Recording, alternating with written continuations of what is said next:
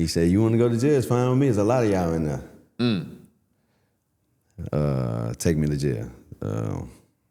Now this jail I went to, I'm gonna put them out there. This jail I went to, man, it was called Geo. This jail was not jail. This jail was not a real place. When I say I went in this it was jail. It was before prison. Man, they had back at it again. All right, we here. My God. That's good, bro. Man, we here, man. It's a long time in the making. This been in the works for a while now. So officially got you here. Wanted to do this episode. First of all, a beautiful space here. Appreciate you. It's your first week, 2 weeks in here? First week. First week in here. First week. So when I met you, you was over at LJ's. Obviously moved over here to get your own space. So we wanted to highlight you. We know you. Everybody that know us know you, but we with our guy here, Mark Owens. Mark Owens Boxing, Mob Boxing, who I had the opportunity to meet maybe last year. Leading up to the season, off-season work. Started getting in the lab a little bit last summer, and was able to build a really dope relationship with you. So welcome to the show. Appreciate you. Glad to have you, Boxing. Man. Appreciate you. My fondest memory when he came to Vegas. Oh, I thought you No, when he ripped your ass, you didn't even dribble the ball 2 times. He dribbled off his foot. I don't remember all that. He dribbled right off his foot. Now, we're going to get to that story, too. But before we go any further, got to give a huge shout-out to our sponsor of this episode and sponsor FVV TV, which is Li-Ning, who got us all together. You got some shoes that I ain't even got, so I'm going to have to make a couple calls to figure out how you got those. This little outfit right here is definitely for people more your size, because I couldn't fit it. It's a little short. It's for the short kings. Don't you got the fit too? Nah, I get it. You. I think that outfit is for the short kings. So we want to give a huge shout out to Li-Ning for sponsoring this episode, and obviously we've been rocking with them for a long time. So got all that out the way. Where you want to start? I'll tell you where to start. Let's start with this space, with this building, man. How did this come about? Man, this space, believe it or not, man, at Leo LJ Performance, I'm over there vibing out, really grinding. And I thought I was done with the gym space. I had a gym space prior to Leo. The overhead was crazy, but it was manageable. Got into some business ventures that didn't favor me. So I went back to Leo. Leo grinding, but unfortunately I couldn't do everything. I didn't have the freedom to do everything I wanted to do at Leo. And when I say the freedom to do everything I wanted to do, I'm speaking really on the ringleaders, the after school program. Mm-hmm. This guy, Mean Green, that had this facility, it was a gym already. Reached out one day, just reached out. He was like, "Hey, I'm shutting down my facility. I see you doing your thing at Leo. Would you be interested?" And that's really how this space came about. You had your last spot was when? What year? How long ago was that? From 21 to 24. Okay, so 2021, and then you went to LJ's, and now you're here. Yeah. It's crazy how just like alignment work. You know what I'm saying? You didn't even have to reach out. Right. He reached out to you. Facts. And being that you didn't have the flexibility and the freedom that you wanted to at LJ's, somebody reached out to you just knowing like it was in the air. Yeah. I think that's super, super dope. That's really how that happened too, man. I believe it's God. You know For sure. When stuff like that happens, stuff that, like you said, alignment, without me trying, without me reaching out, the need for it was still there. As you see with the kids, tonight was a packed night. Right. Like the need is there with the kids for sure. And when I shut down my space, it was 70, 80 kids that I was working with really just went back to the streets. So Speak on it, they ain't for have sure. a home. So, and shout out to LJ. I seen you did a dope video with him on Instagram just talking about the opportunity he gave you and ultimately helping you and give you a bridge to, land on your feet. So got to give him a shout out. Yeah, solid dude for sure. Yeah, that's a lot of guys with gyms. They got the egos and, to come in and gym spaces can be weird. And I've been in a few of them. Not like a boxing gym. I never had that experience where I had at home like a boxing gym, but weightlifting, training, basketball, it could get crazy. So I think He a real solid dude, so that's cool that you was able to work over there and then make your way over here. Take us back, man. Lil Mark, where you from? Little Marky Mark. How you grew up? Lil Mark was hell. Was hell, man. So you hear the stories. You hear the stories like, I mean, y'all got the stories. Like, single, family home. That's not my story. Truthfully, I had dad and mom in the house. Still was hell. Fighting, doing the most for whatever reason. Brothers, sisters? I got 2 brothers and 1 little sister. Okay. And where you at in the age I'm group? the second to the oldest. Okay. And I beat all them up.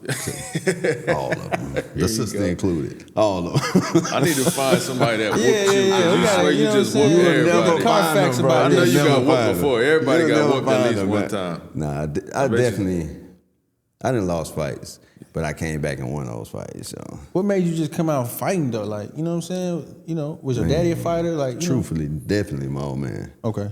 My old man boxed for a while, but even outside of boxing, like he was just fighting. So that's one of them things that I didn't even realize until I got older. Like a lot of things we don't even know that we had from our parents. Like I rode motorcycles for forever. Didn't even know my old man used to ride. So I don't know. I can't really explain that stuff. It's in your DNA. Yeah, You just a little troublemaker. man, I was a hell of a troublemaker. So from young as you can remember, you been hell. You know, well, I'm 41, so Damn. y'all don't know nothing about this, right? So I see them grades coming in. my old man was one of the VCR dudes. You know what I'm Okay. saying? They recording everything. Right. So even as I got older and I'm looking back at the videos, I'm like, damn, dude, always fighting. Yeah. Like me, I'm like, Yeah. So you got VHS tapes fighting. Yeah. That's that little man syndrome, Just man. was That's tripping. all that is. I know was you was just a little tripping. tiny little Folks dude watching back John Claude Van Damme tape. That's crazy. So, and then at what point, was there a point in your childhood when it turned into boxing? Or was it just like, I'm running around, I want to fight everybody all the time? Nah, man, I used to fight all the time. And truthfully, I didn't win all the time. You know, I was just fighting. I just wanted to hit and get hit. Right. To really go there though, like I was fighting all the time. Got kicked out of school a few times, but I'm from Beaumont, and the racial relations kind of crazy. Mm-hmm. So I fought a ton of times, but there was one time at school when I fought this white kid. They pressed charges on me. I had never been in trouble. Man, I was about 9. Damn. Me and mom in court, in juvenile court. Lock him up. Wow. And in court, they gave me community service in the boxing gym. And that's how I officially got into boxing. Wow. I had to do community service at the Police Activities League in Beaumont. So they took a little fighter and taught him how to really fight. Man. Who was your first coach? Coach Jimmy. Coach Jimmy, he was a police officer that later on died, I think, due to drugs. Yeah, it's one of them situations. So you start off, that's 9, boom, you go to the boxing, and then from there, what's like the next steps from middle school to high school to how was that from that age? Because I feel like every kid hit that point where they a baby, then they a kid, and then it's that little gap right there where everybody think they grown. So like, what was that step for you where you was like, all right, I'm outside now, I jumped off the porch? So I was in love with boxing, I was in love with fighting, but truthfully, it was my second love, it wasn't my first love. My first love, and I say this even as a kid, was really like getting money. Yeah. Right, and that's crazy, right? Talking shit. Yeah. I'm talking about, I remember, I seen the candy bars. You know what I'm saying? We didn't have Girl Scouts, Boy Scouts, but the school would come through the candy bars. I was like, nah, I'm gonna buy my own candy bars and sell my candy bars. So then I got my little sister selling candy bars. Like we just, and to go buy some Cool Cups at the end of the day. Right. So I seen that. Then I started wanting things cause we didn't have stuff. The shoes, the clothes. Like I said, I had mom and dad, but they was struggling as well. So I got into cutting grass and boxing gym. and hustling. Boxing, gym, hustling. Got into cutting grass. Cut grass for a while. My friend of the family, my dad, best friend, he had a construction business, like going under the houses. So I started doing that too on the weekends and cutting grass during the week. Made what I felt like was some real money. Right. I had about $400. Right. So about $400. So Yeah, that's enough. Hell yeah. man, I remember my old man take us to the mall. It was like, man, y'all school shopping on y'all. So I'm like, all right, I got me and my little brother. Man, I went and bought some J's. J's was $150 at the time. I bought me and my little brother some J's. That would. That's all she wrote. I said, this can't be like You been working all week for that shit. all that work I And put it's gone in. just like that. Yeah. So when I seen that, life kind of changed for me. When I started to understand the value of $1, but not in a good way. So I kept doing my little jobs, kept hustling, if you will. But then at this age, I'm probably about 12 now, and everybody's smoking. I'm boxing, so I never just had a thing for drugs, but everybody's smoking. So I'm like, wait, I can make $50 and go buy an ounce for $50. Get my brother to roll them up for another $3, and I'm selling 3 for $10, and I done doubled the 50. Like, oh, this was way better than working. And this 12 years old. Yeah. And then I see my dad coming home every day from work. He pissed off. And what did your dad do?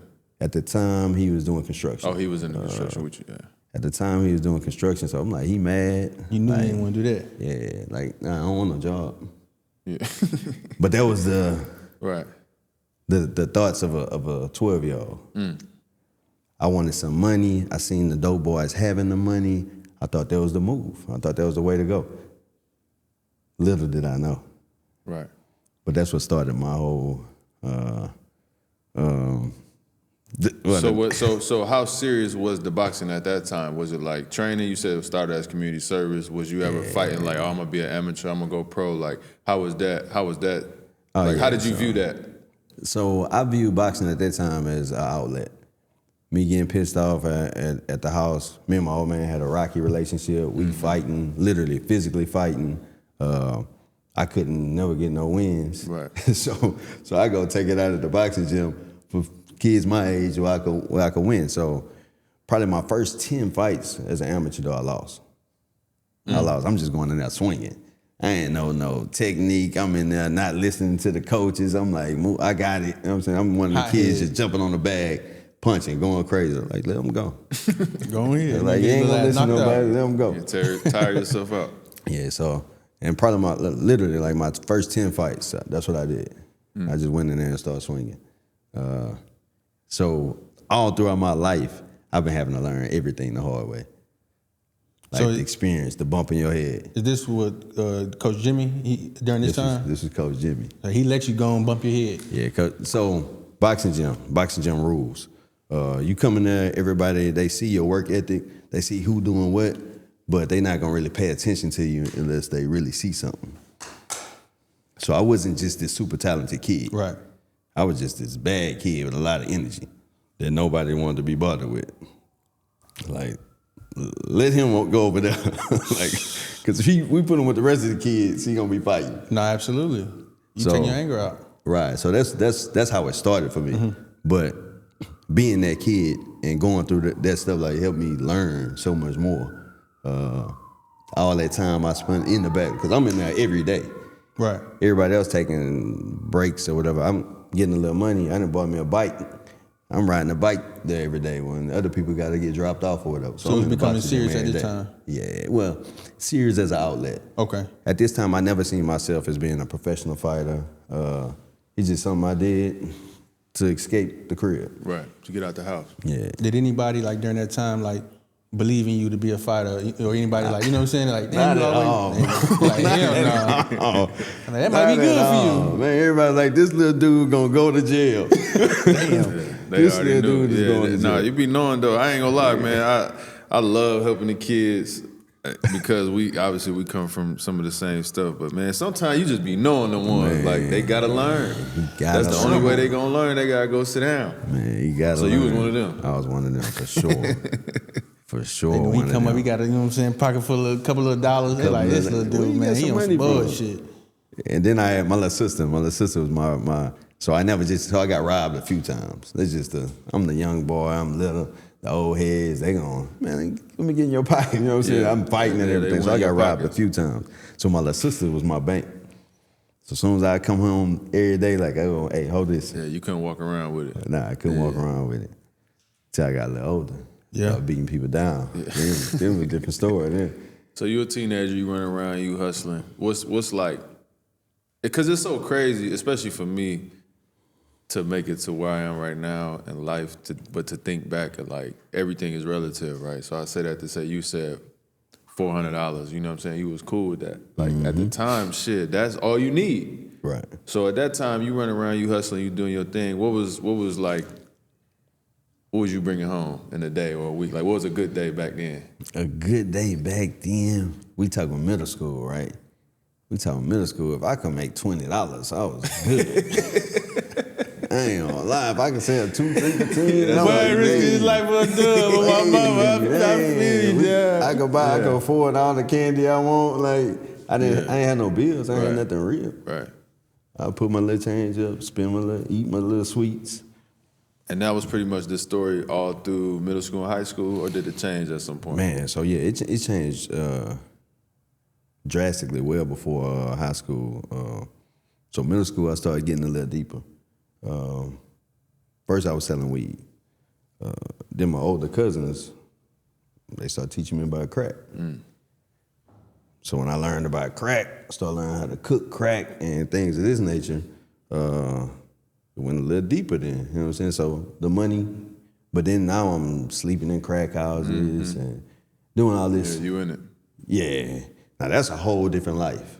For sure. Whole different life for sure. So I'm not at home. I'm out all times of the night doing my thing. Pissed. Like the crack houses don't have no plumbing. He's just living that life. A life, mind you, that I ain't even gotta live this life. Right, you got 2 parents at home. I got like This a real choice you just making. this a real choice.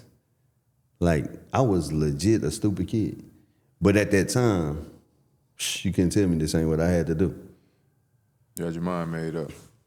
So you started going a little bit harder through high school. Yeah, making Did more you stop money. going to school? Was you a good student? Like what kind of high school kid was you at that time? Man, I got an academic scholarship to go to college. Man. Boy, I'll smack you upside your head right now. like I made good grades in school. When I was there, I did my thing. But I was pretty much a quiet kid in school too. I'll fight. Like you see, I talk to a lot of. I wasn't nothing like that in school. Never played any sports. Like some street basketball stuff like that. But I was boxing and stayed out the way. Like I didn't really mingle too much. I'm going to school and going to the block. You're going to get it done. So what, at that point in time, I know you probably couldn't see that far, but like, I watch you and how you deal with people and just your energy with people and especially with the kids. Like, is that something that you always wanted to do or did that come later? Because I'm listening to you talk now and it's like it make all the sense in the world because you lived it, so you know what these kids is going through. Right. And we'll get to the philanthropy stuff. But I just was wondering, like, is that something that was always there or did that come a little later? Man, not at all. It wasn't at all. I didn't like people. Didn't like kids. It definitely wasn't always there. Where do you think that like stemmed from? Like, you know what I'm saying? Like you wasn't just the way I was. Yeah, just the way you was. Man, I didn't did some self-evaluations time and time again, and I can't tell you that. I really don't know. Like I didn't went to some like growing up, getting in all this trouble, cause I got into some real trouble. So they sent me to behavioral places, and they always tell you the same thing, like this thing stems from somewhere. It's something traumatic happened, and I can't tell you. Like probably your dad beating on you, nigga. Man, so it was that was to me, that was life. Right. That was You just dealt with it for sure. right, and that was like yeah. Yeah. So that you, was I just mean, let's dive into that a little bit. So how old? You say you fighting with your dad. How old is you? all right, so the first time I remember fighting with my old man, I was boxing. So it was around 10, 11. Right. And you fight. Y'all fighting. So mind you, this was because my dad used to punish my mom. Right. So it was in response to me trying to step in. Mm-hmm. Right. It wasn't nothing geared towards me initially. It was me stepping in for my mom. But prior to that, I don't know what switched, because I can't tell you, like, because prior to that, I used to be on my dad's side too when doing the fights. I'm like, hey, mama, you tripping? Yeah. But I didn't even know what I was like. My dad was just my dude. Right. So yeah, me and my dad started fighting as a response to him fighting my mom. So 10-ish, but as I grow up, like 12, 13, 14, I remember 15, I feel like I'm the man now, I can fight. Like, so it's like, if Pop say something, I'm like, what you talking about? Yeah. Like, That part, get out no, there. for sure. Yeah. Not even knowing how wrong I was, though. Not even knowing how wrong I was. So me and my old man fight. My old man was a big dude. Mm-hmm. So it's like boys on the street. A punch on the street wouldn't really, I could take that. Yeah, you was doing that at home. Yeah, so. But now you're 41 now, you got your own kids and everything. Like, do you ever sit back and try to reflect on like what that actually did to you as a kid? Or do you just keep it moving? Because as men, we always kind of bury shit. And if it's not like directly hurting us at the moment, you probably ain't really gonna pay too much attention to it. Yeah, I can't say that I really just dug into it like me and my old man. I think, and I don't know, this might sound bad, but I definitely know it made me tougher. Mm-hmm. It made me feel like I could withstand anything. Absolutely. It starts at home. Like, it's not too much I done been up against. And your old man still around? Nah. Yeah, we'll get to that too. Yeah. So, okay, let's go back now. Because I know the story. It's funny how I learned this story, because I had met you, let's say, at the end of the last season, maybe May, something like that. We started working. Willie put us together. Yeah, because it was like May, June when I started training. And we started working. And I was working with you for a few months. We was just kind of like, getting to know each other a little bit, but basically just focused on the work. And I was getting my hair cut. And my barber, J-Ro, he always would tell me from being up at LJ's, like, Mark always asking me questions about stocks and all of this stuff. Like, man, he just asked a lot of questions. Like, he just really want to know a lot of stuff. And it was something that was there, but I couldn't really figure it out. You know what I'm saying? Without just coming out and just asking. But we all have people in our lives that we know that have been in jail, been incarcerated, back and forth, the whole thing. So I'm sitting there getting my hair cut, and J-Ro starts to tell me a story about Mark robbing a bank. So I'm sitting there, and I've been training with this dude for, I don't know, months, 2-3 months at this point, and I'm just like, it all just made so much sense at that point in time. I'm like, I knew it was something. So for people who don't know, as much as you can tell us now, man, you gotta walk through that story of how you ultimately, you had trouble as a kid and all these things, but now you an adult, and you end up making a decision that ends up gotta send you away. Man, definitely. I could run you that story. So that story started, let me back up to go forward. Get y'all popcorn ready. So actually, after I got kicked out the house for finally getting caught. I was hustling all that time, and my people didn't really know. So I finally got caught, got kicked out the house. My 12th grade year in high school, I'm like sleeping at the parks and whatnot. Just defiant. Ended up buying a little apartment, underage, but for money they'll do it. Ended up getting a little apartment, got tired of that lifestyle, ended up getting an academic scholarship, but instead of going to college, I went to the Army. I went to the Army because my people and them didn't want me to go to the Army, just being defiant. So I was like, nah, I'm gonna get some money right now. Basically, in the Army, didn't really have a job because I boxed. So they let me do what I want to do for the most part on the boxing team. Where was you stationed at? I was, for the most part, in Fort Hood. Fort Hood. A few different areas, but for the most part, Fort Hood. That's why I started being a real entrepreneur too, outside of the hustling. Like, so since I didn't have to go to work, I just go get the sergeant's keys and like wash their cars, detail their cars when I really just whipping through the hood or something like that. Bring them to the car wash, pay the smoker to wash the car. I'm charging them $200 for the car. Right. So they figured out for just sure. doing my thing, right? So boxing at the time, this was 02, 03, something like that. You couldn't become a professional athlete in the armed forces at that time. So I couldn't wait to get out so I could go pro boxing. So now I got a different type of experience because I'm boxing people all over. So I'm like, oh, I might be good. Right. Like I knew I was good in Bowman. I knew I was good in the hood. But when I started boxing people from all over, I was like, all right, I might be decent.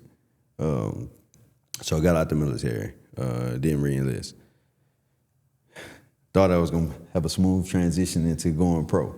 But instead, life hit. Dad got diagnosed with cancer. Mom got diagnosed with cancer. Dad, the breadwinner.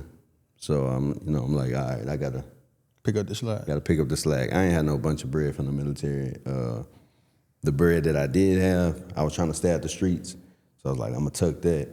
And I went and got a job working offshore.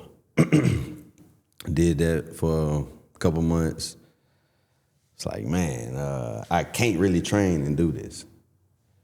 The girl I was dealing with at the time, she was working at a bank. So I'm trying to do everything, go back to the streets to try to provide for the house, provide for myself.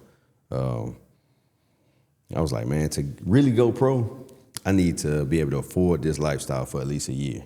So I need a lump sum. I need a lump sum of cash so I could take care of moms, take care of myself. And as you know, as an athlete, you put a lot of money into sports before you ever get any out of it. Especially in boxing. Especially in boxing. So that's the phase I was in. I was traveling to Houston 3 times a week, training out of Savannah, going to Maine, training out of Maine. And really, nobody knew. Nobody knew my life. I'm an athlete. Matter of fact, I lived out here for like about 6 months with Chris Henry, R.I.P. He ended up getting killed out here. But that's when I started putting together this play. I'm training on the side too as well. I started putting together this play because I know the bank, but I know it through the woman that I'm dealing with. So I know the ins and outs. I've been dealing with her for a couple of years. So I started reaching out to my connects in the neighborhood to put this play together. I got him doing him doing him. Like, had a bright idea, didn't he, man? Right? Like, so, but all I knew was like, I ain't going in there. You're the mastermind. So I put the play together. So what was the play? So the play that I put, all right. Yeah, what was the play? One.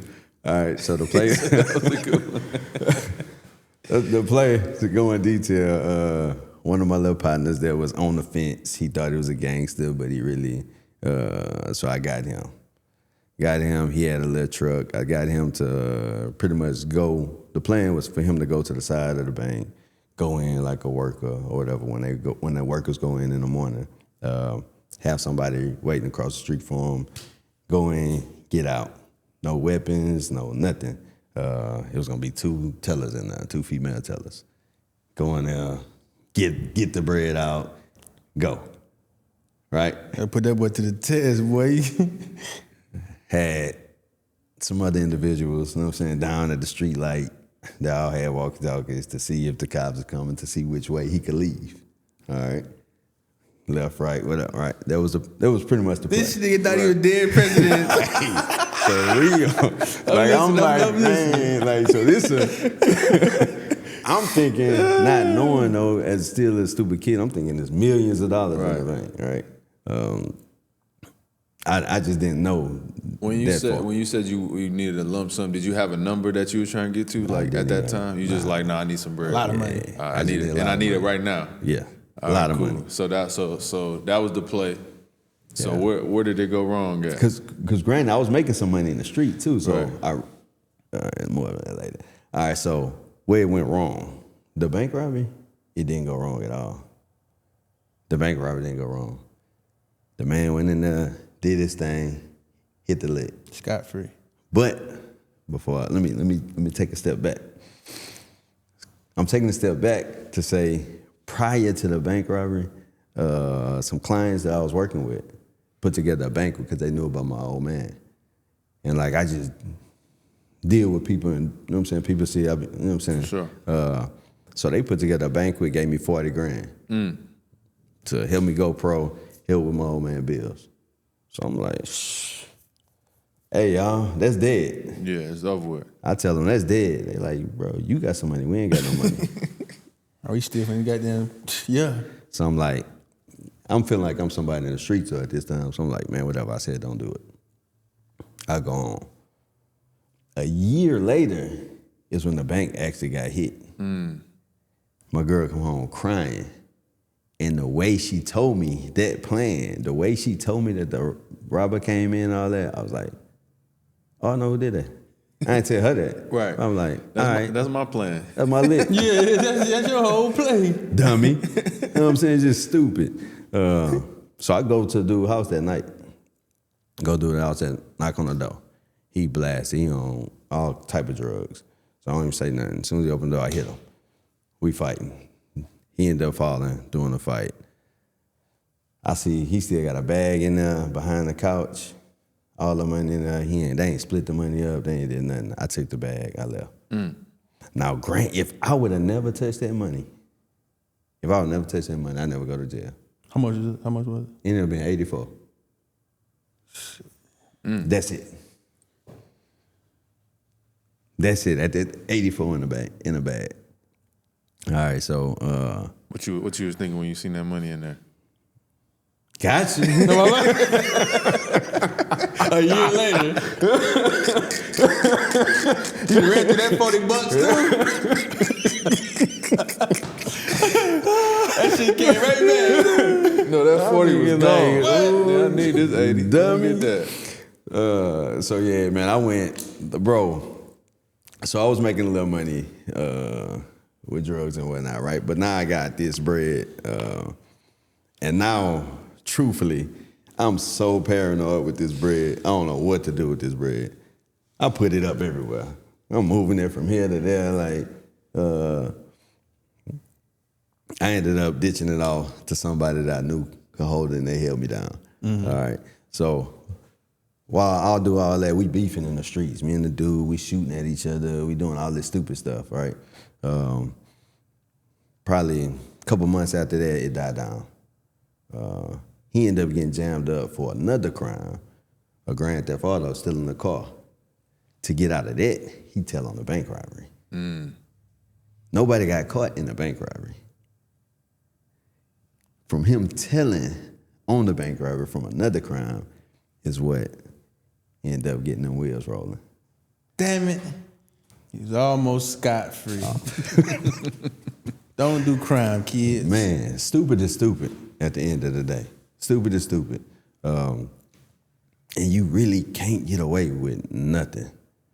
Like, through my whole, like, in my neighborhood, I done did this and did that. Like, everybody living their life end up, they say it's cliche, but they end up dead or in jail. For sure.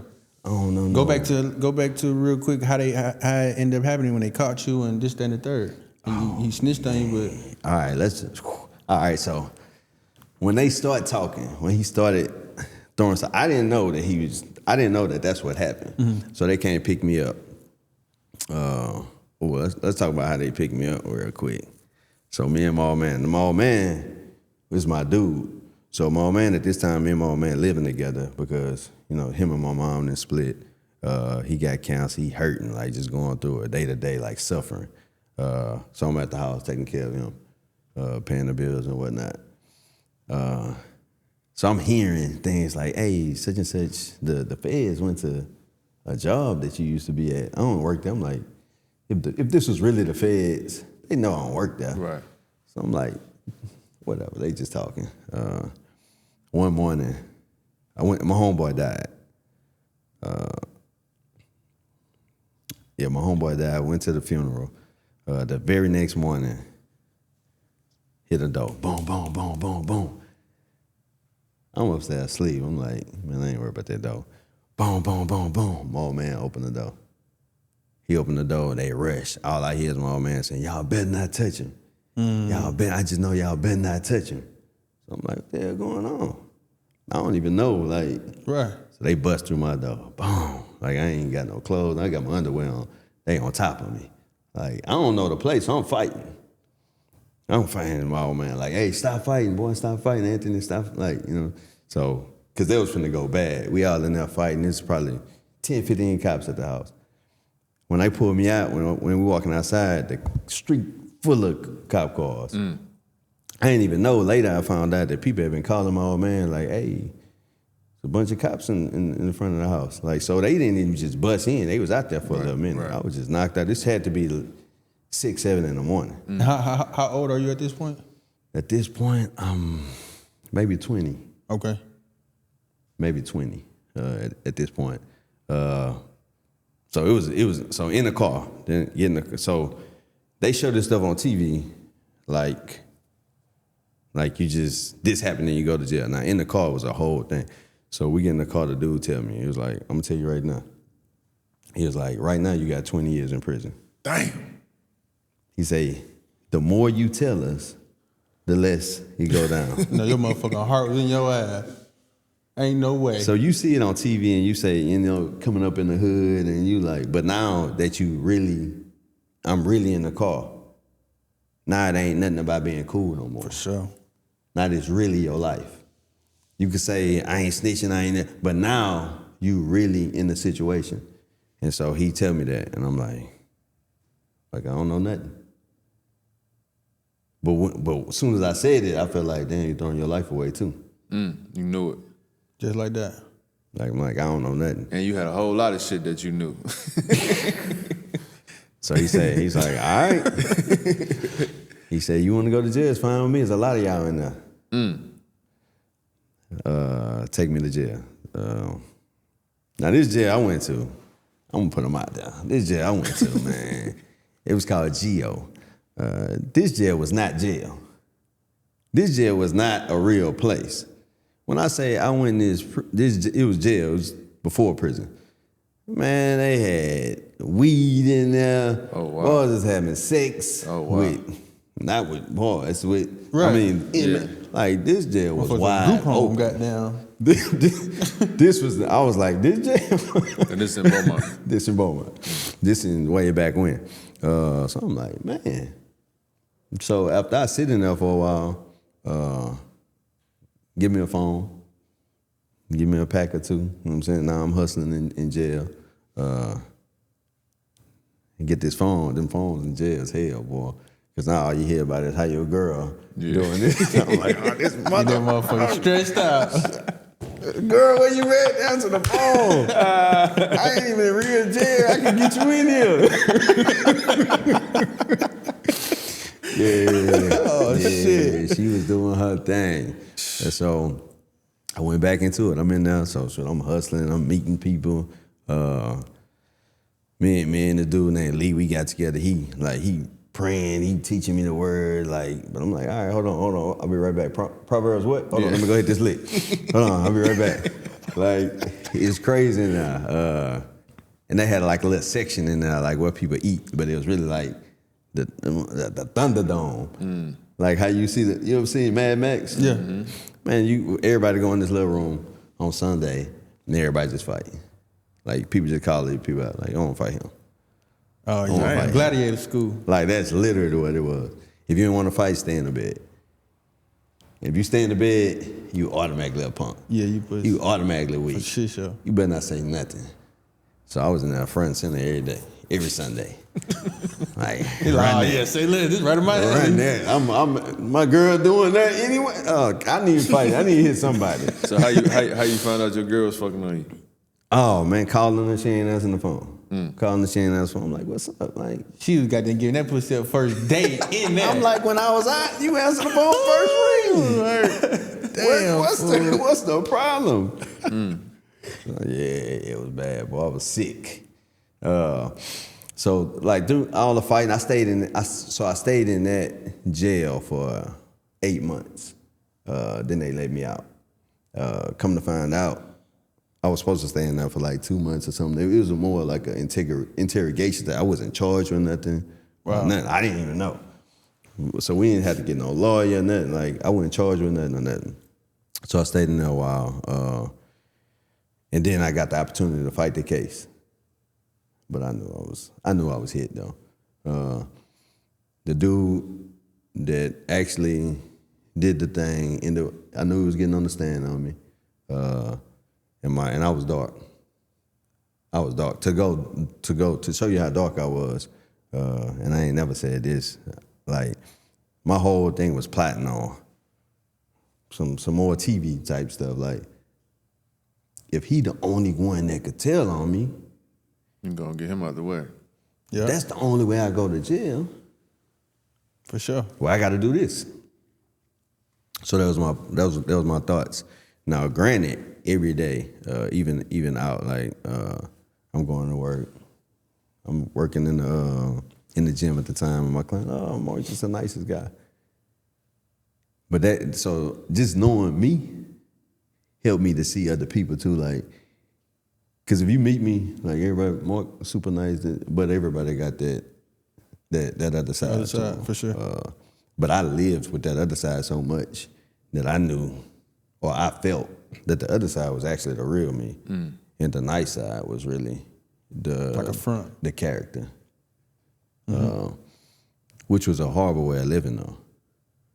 Absolutely. A horrible way of living.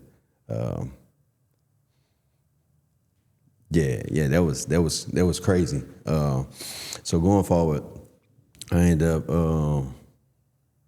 He took the stand. He took the stand. Man, I seen this. How was that? So I found out where he was hiding at. This nigga got a movie, boy. He on Netflix, Bro, boy. I can't make this up. I found out where he was hiding at. I knocked on the door. Boom, boom, boom. When he seen it was me, he was like, "What the fuck?" Because he said some things with getting the case against me. He said I was a huge cocaine dealer in Houston. He seen me shoot 2 people. Damn. Now, mind you, none of that was true. Wow. None of that was true. He needed that to be able to say that I'm a violent offender, for them to be able to lock me up. Yeah, but none of that was true.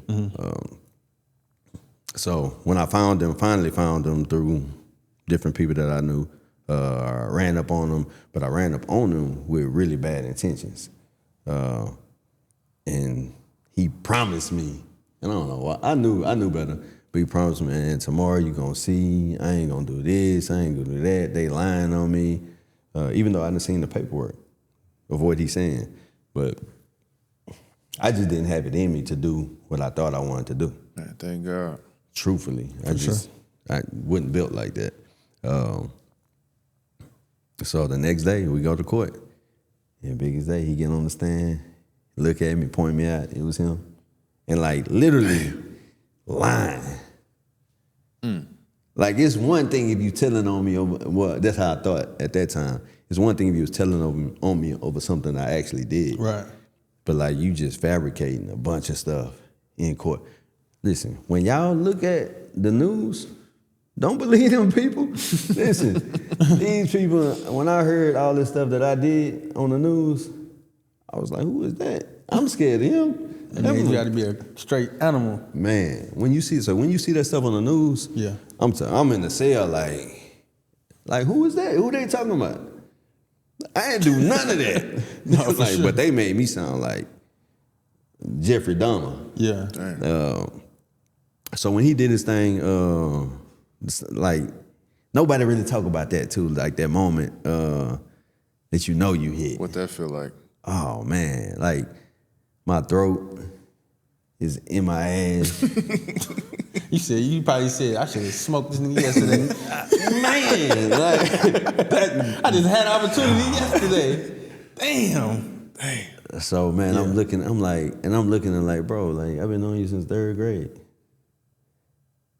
Like you lying though. Like I've been knowing you. So he did his thing. So I'm numb for the rest of the trial. The trial went on for like I want to say 5 days.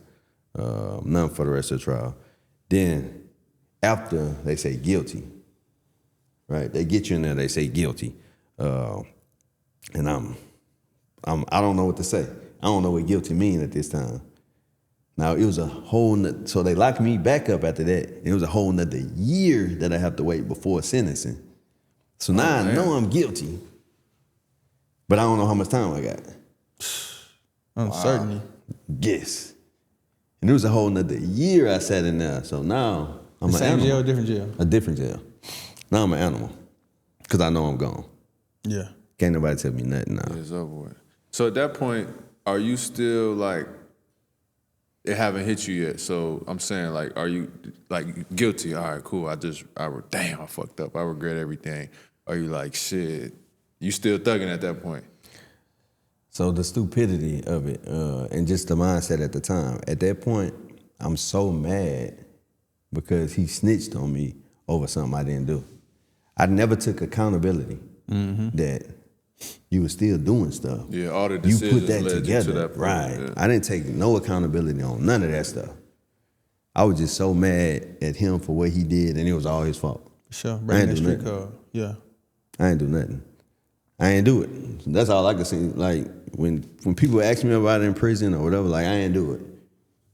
And say something about it, and we gonna go there. As 98% more niggas up in there. I ain't do it. Everybody innocent. Bro. But you for like, I ain't do it. Yeah, it's a lot of innocent motherfuckers in there. It's a lot of it. But what was really some innocent people in there too. I know, that's the fucked up That's part. the crazy part. What was the second jail like? The second jail was it was a little bit more stricter, but there was more fighting. Like they were strict as far as for getting contraband in, but other than that, they let you do your thing. Like I got in a ton of fights over there. As long as you was winning over there, you was okay. You need like a little pit bull up in there. He's like, go get mine. As long as you was winning, you was okay. As long as you ain't Littlest motherfucker in there terrorizing the whole jail. Well, I met one of my closest partners in there, and he was like, "Man, I heard about you in Bowman." He's like, "I thought you was bigger." Go get Tiny. Here you come. Like, man, I thought you was bigger. I thought I was too. So that's a year. You spent a year in that joint, so then they bring you back for sentencing. Bring me back for sentencing. So you got a bunch of stories being told back there. Oh, you ain't gonna do this, and other people like, man, you finna life. Like so. Finally went to sentencing. What was the charge? Aiding and abetting bank robbery. Aiding and abetting. All right, so I didn't say that. So during the court case, during the trial, they found out that they knew it wasn't me that went in the bank. The way they knew that wasn't me that went in the bank, because at the day of the bank, at the time of the bank, my lawyers, I got some lawyers out of Houston, and they found record of me on video that I was actually in my probation officer's office because I was on probation for fighting. So I'm actually in my probation officer's office talking to my probation officer at the time of the bank robbery. So they knew it wasn't me that went in, but he had so much information that it was like he had to know something about it. So they couldn't get me for bank robbery because I wasn't there, but they got me with aiding and abetting bank robbery. And little did I know that aiding and abetting carried the same thing as a crime. Damn. Yeah. So that was a charge. When they went sentencing in the feds, so they don't say years, they say months. So it's funny now, it wasn't funny then. So mom's little sis up there, mom's little sister in court every day. So they came back, they said all this stuff, they talked about the good stuff I was doing, because I was doing, to your point, like I was doing stuff, giveaways, turkey drives, all that stuff, after I started getting a little money.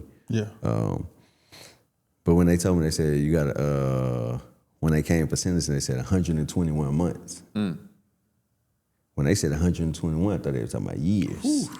I know you about. My little sister crying like crazy. And my mama like, wait, what just happened?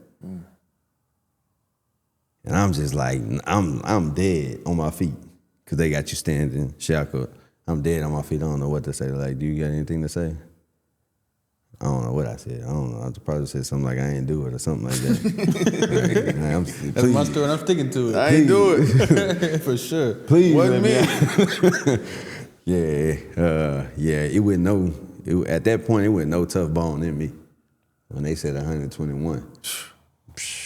That's when it hits you. Yeah, that's when it. Because before I'm back there fighting, I'm like, man, y'all better not tell me nothing. But when they said that, it knocked the air at me. Dead on my feet, for real. So when they tried to walk me back, I'm tripping. I'm like, 121? When I got to the back, I found out 121 months is 10 years. 10 years and 1 month. Still. Yeah, that's crazy. Still, 10 years. 10 years. It's 10 years. 10 years, 10 10 years. piece. Yeah, my first prison was Lompoc, California. They sent me all the way to California. Damn. You was out there with goddamn gang central.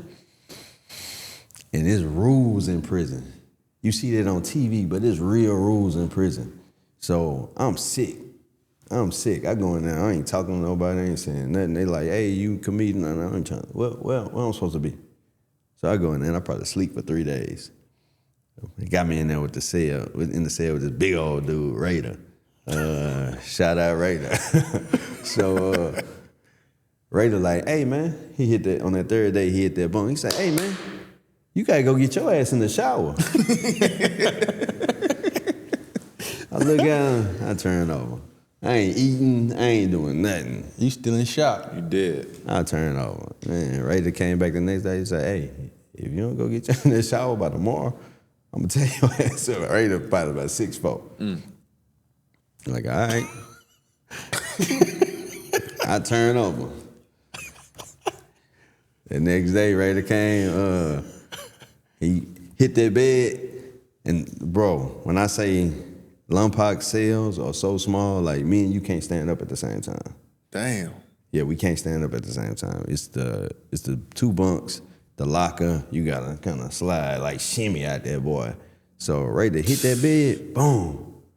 I got up, put my back against that wall, grabbed the bed, boom, boom, boom, and just kept kicking. Right? The nose bloody, kept kicking. His people had to run in there, pull him out of there. You kick your shot right. They say, oh, this dude tripping. Yeah. Lock him up. Lock him up. Lock him up. And that was my first time eating in prison when I went to the back. Damn, boy. It was gone. Yeah, you was throwed off. Yeah, I ain't had no understanding.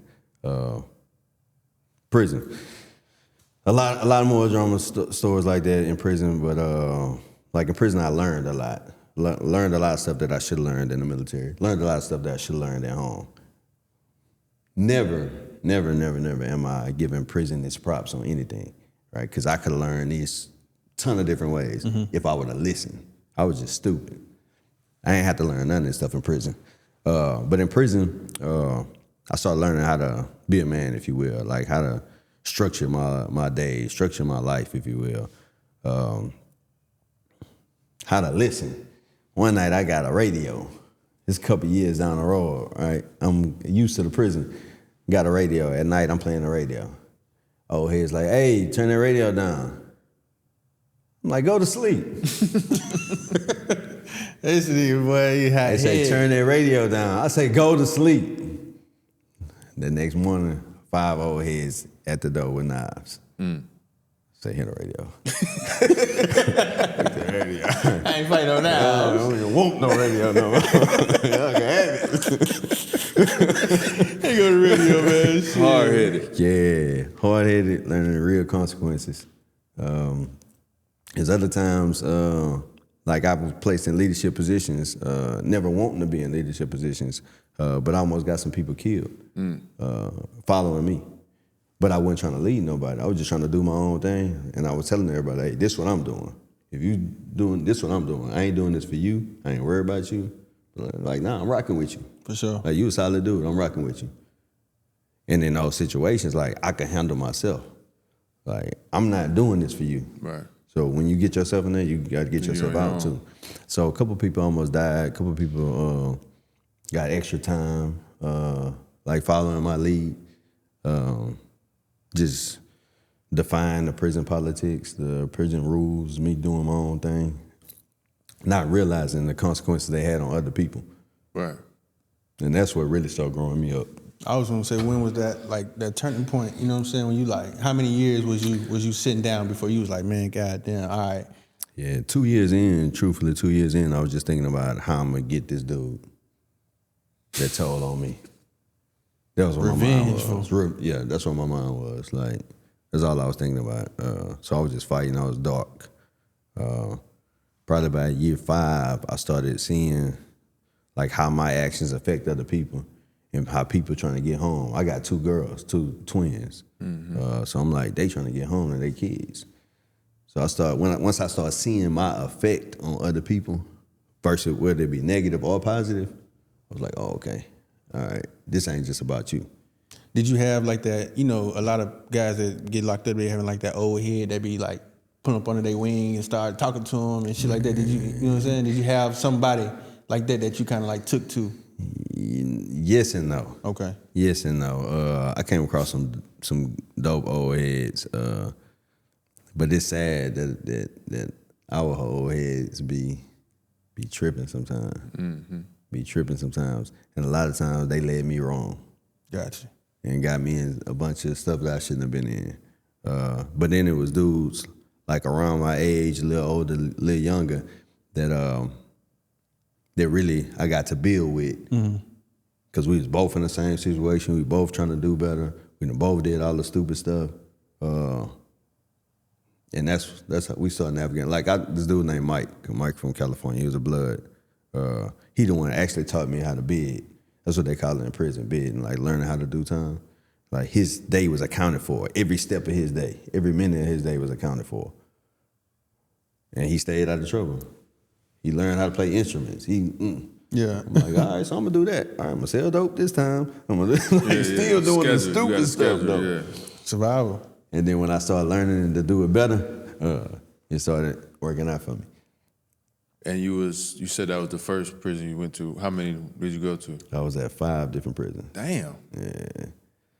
So what's to that? Why you move around like that? Moving tiny around. So the first prison, they got me out of there from suspecting that I was sleeping with one of the female COs. Suspecting. Suspecting. Yeah, suspecting, horny man. Suspected, so they got me out of there. My man and all that. Keep 2-3 years and I think you feel me. You get the, hey, shorty. We ain't telling on ourselves on this podcast. You know what I'm saying? Hypothetically. Allegedly. Then after that, I went after that. That was Long Park, California. Then I went to Beaumont, but I'm from Beaumont. So I knew too many of the COs there. So they said it was a conflict.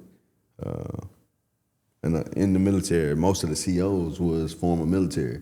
So they literally said like, hey, like we cool with them, but we can't just mess with him. Like, we not gonna really just see him in prison like that and not help him. Right.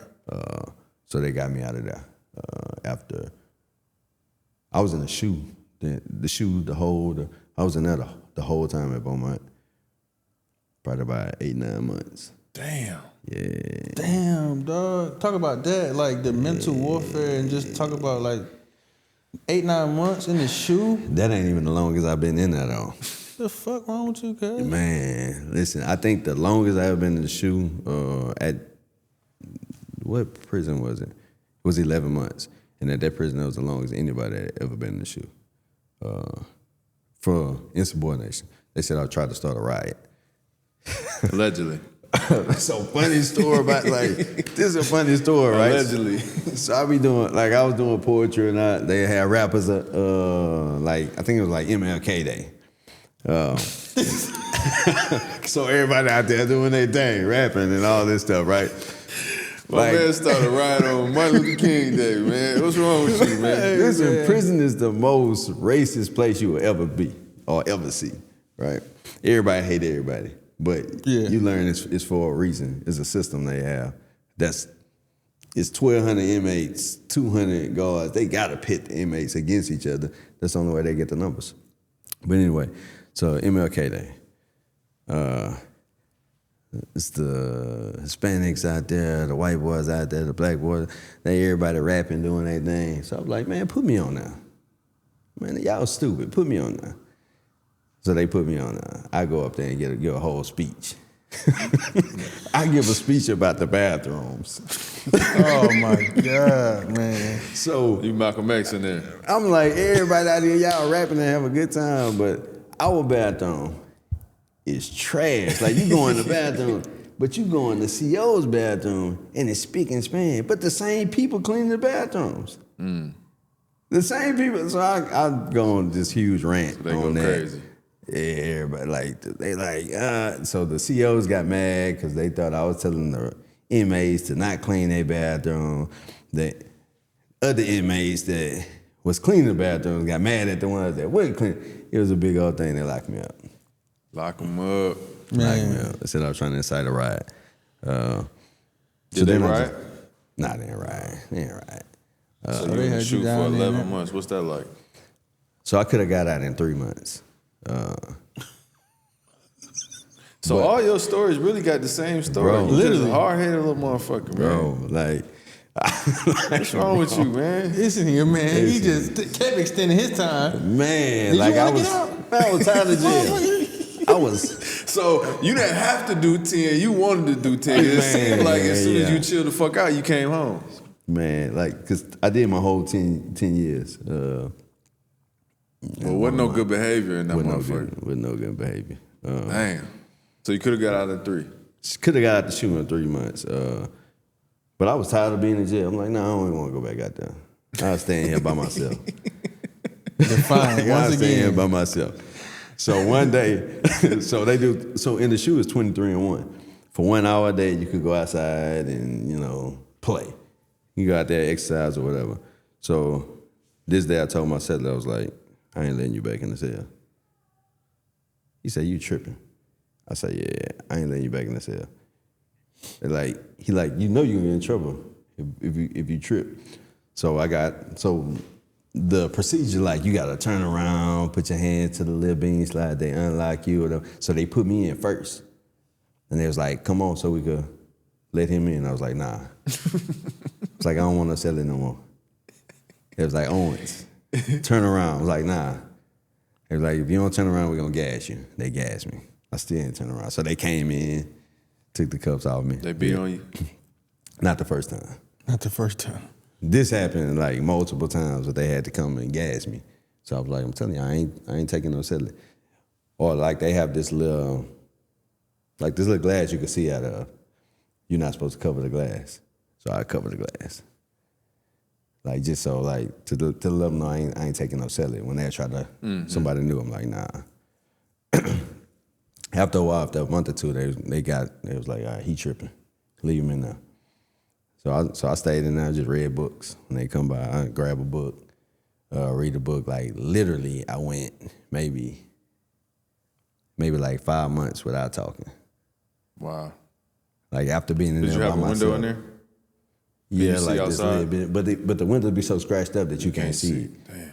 How the fuck you know what day it was and all that? You don't. You don't know what day it is. You damn. don't know if it's night or day. You don't know nothing. That shit, you over there looking crazy as hell. I know you over there before. I'm in there doing burpees, working out, shadow boxing, and reading. Yeah, that's that workout you had me doing that one time. Yeah, it definitely was. It definitely I was. said, this got to be some jail shit. Hey, Mikey, man, listen, once they told me, my man. That was during I that said, 5 yeah, months. Yeah. We goddamn, you got to be in jail doing all these abs. Man. This shit can't be normal. Yeah. So after 5 months of no talking, when I was like, yeah. When they was like, Owens, man, you ain't gonna go back? I'm like, yeah, I'll go back. I'm tired of it. Yeah. Went back. My partner came talk to me. The first time I tried to talk, my voice was cracking. I immediately had a sore throat. Crazy. I ain't even realized though that I really ain't been talking. Yeah, but you ain't had nobody to talk to. Could you sleep in there? Yeah. Sleep all day? Nah. I literally, that was part of the reason why I worked out so hard. To make myself go to sleep, fall asleep. to get tired. That's crazy. You read any good books in there? Man, I think I read Like so anything many that books. stuck with you? Like that hit you differently? So my reading in prison was crazy. So I did a few different type of reading. First, it was just trash reading, like the Dope Boy Life, the trash books. Then I went to like the biographies or whatnot. The Malcolm X book was really good. Yeah, it's crazy. So then from there I went to just self-help books. Like, and then from the self-help books I went to just strictly spiritual books. In all different phases though, I done came across some good books. I done read so many that I can't just Pick one. tap on one at the moment. But man, I done read a ton of books. During this time, how was mom doing and how was dad doing? I know obviously prior to you, you know, going, they was battling. Yeah, so dad died when I was in that first jail. Moms and them came up to the jail and I'm like, well, I got to visit. And like everybody come in, I'm like, I see little systems. And then I'm like, they got this old dude, like this dude in a wheelchair. I'm like, who is dude? Like, y'all tripping. We gotta bring it up here. Yeah. So I chop it up with him and I look at him, looking about 3 times, like, that's dad. My dad, ever since I know my dad, 200 plus, you know what I'm saying? He came in at 140. I was like, who is dude? Wow. So yeah, probably 2 weeks later, dad passed, couldn't go to the funeral, couldn't do nothing. But even in prison, like, you can't grieve. You can't, ain't nobody sitting around crying. Well, they got people around crying, but they different individuals. Yeah, yeah, for sure. So You wasn't sitting around crying. yeah, I just fought Dealt with more. Horribly though. Horribly. Yeah, my story, like, So how old was your daughters when you went in? Just born? yeah, months. So how was that, Ray, trying to, you know what I mean? Listen, so the first, like, my daughters in that one jail, that first jail, like, they coming up there all the time, you know, they beating on the window, you know what I'm saying, I'm playing with them, doing all that little, it was torture though. The first time I seen them, got to touch them, they was 2 years old. So we went from months, 6 months or so, to the first time I got to touch them, they was 2 years old.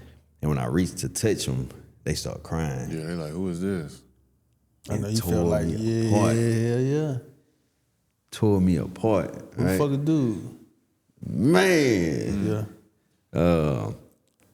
So I played with them, you know, act like I was happy, you know what I'm saying? But it ate me. It ate me up. And over the years, like, they came a few times. Moms, little sisters used to bring them up there, but they weren't never feeling that. They went outside, and our relationship ain't never got solid. Like, even now. Right. Yeah, that's a whole nother situation, man. So, man, you got kids, like, you really got to cherish them kids. And just respect it. Respect. I lost a lot of time with my little girls, and unfortunately still losing time. How did your relationship with your dad and, you know, the upbringing that you had, how does that impact how you parent?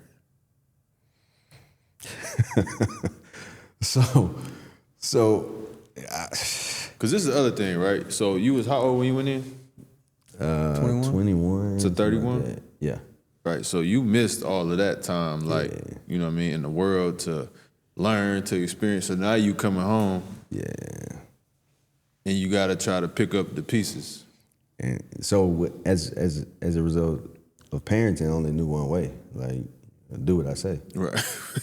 Right. Like, Militant. Yeah. And I tried that with my girls. You know what I'm Yeah, saying? they don't work with girls. Yeah. No. Nigga, we barely know you, fool. We barely know you. I will fight you. Yeah, fuck you talking about. Do what? You can take your ass back. Yeah. I'm like, no, I ain't giving it up for That sure. shit don't work with no little girls. So yeah, that didn't work well at all. But me being hard headed, stuck in my ways, I still parent that way. Like, I don't think I ever whooped them physically because of that. But I was super stern with them, like, discipline wise. But man, listen, them little girls be hell. Yeah. Them little girls is hell.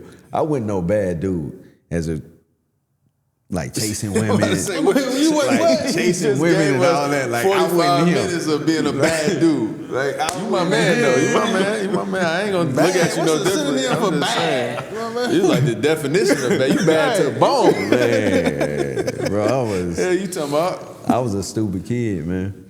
I was a stupid kid. I don't want to skip over. I don't want to skip over the prison. We're gonna move along. What's like the craziest shit you seen in there? Like, oh, death for sure. For sure, death. My partner G-Man, he was my neighbor. We go working out one day. G-Man is two years from the door. He about to go home. That's short in prison, 2 years. All right, so he about to go home. He's selling drugs. At this point, I'm chilling though. I ain't on nothing like in church telling him the right way to go. Like, G-Man, you tripping. Like, and stop stepping outside your race. You know they don't play that in here. Mm-hmm. So he did it anyway. All right, so probably he's like, hey, you want to eat? I'm like, man, I can't eat with you. So he's like, all right. So him and the white boy go eat. They go in the cell next to me. I'm chilling. The next thing you know, the deuces go off. The deuces, that's when like the horns or the sirens or whatever, the COs run.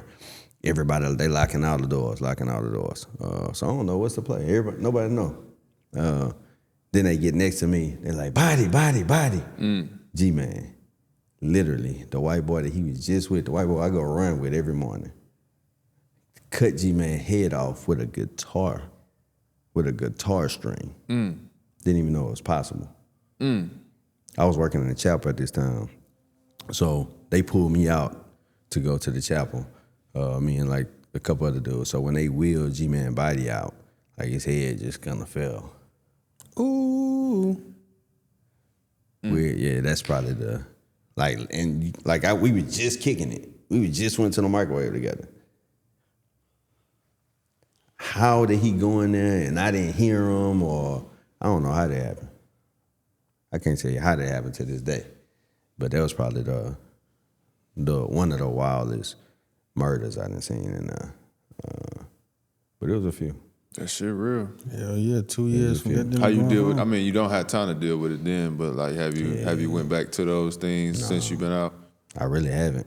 Since I've been out, I've been hell bent on going forward, on not being the same person. Cause I told you all them stories, but I definitely changed. That person died. Mm-hmm.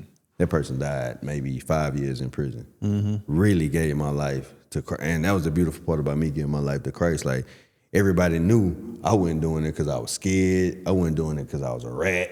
I wasn't doing it for none of them reasons. Like, it was a real change that happened with me. So people would listen to me when I speak now because, like, okay, he done been, like. For sure. Dude really on something. It's not a lot of people doing that for. What was the moment? What was the turning point? The turning point with Christ? Yeah. Man, you said 5 years in, that person died. I'm saying, was there a moment? It definitely was a moment. There was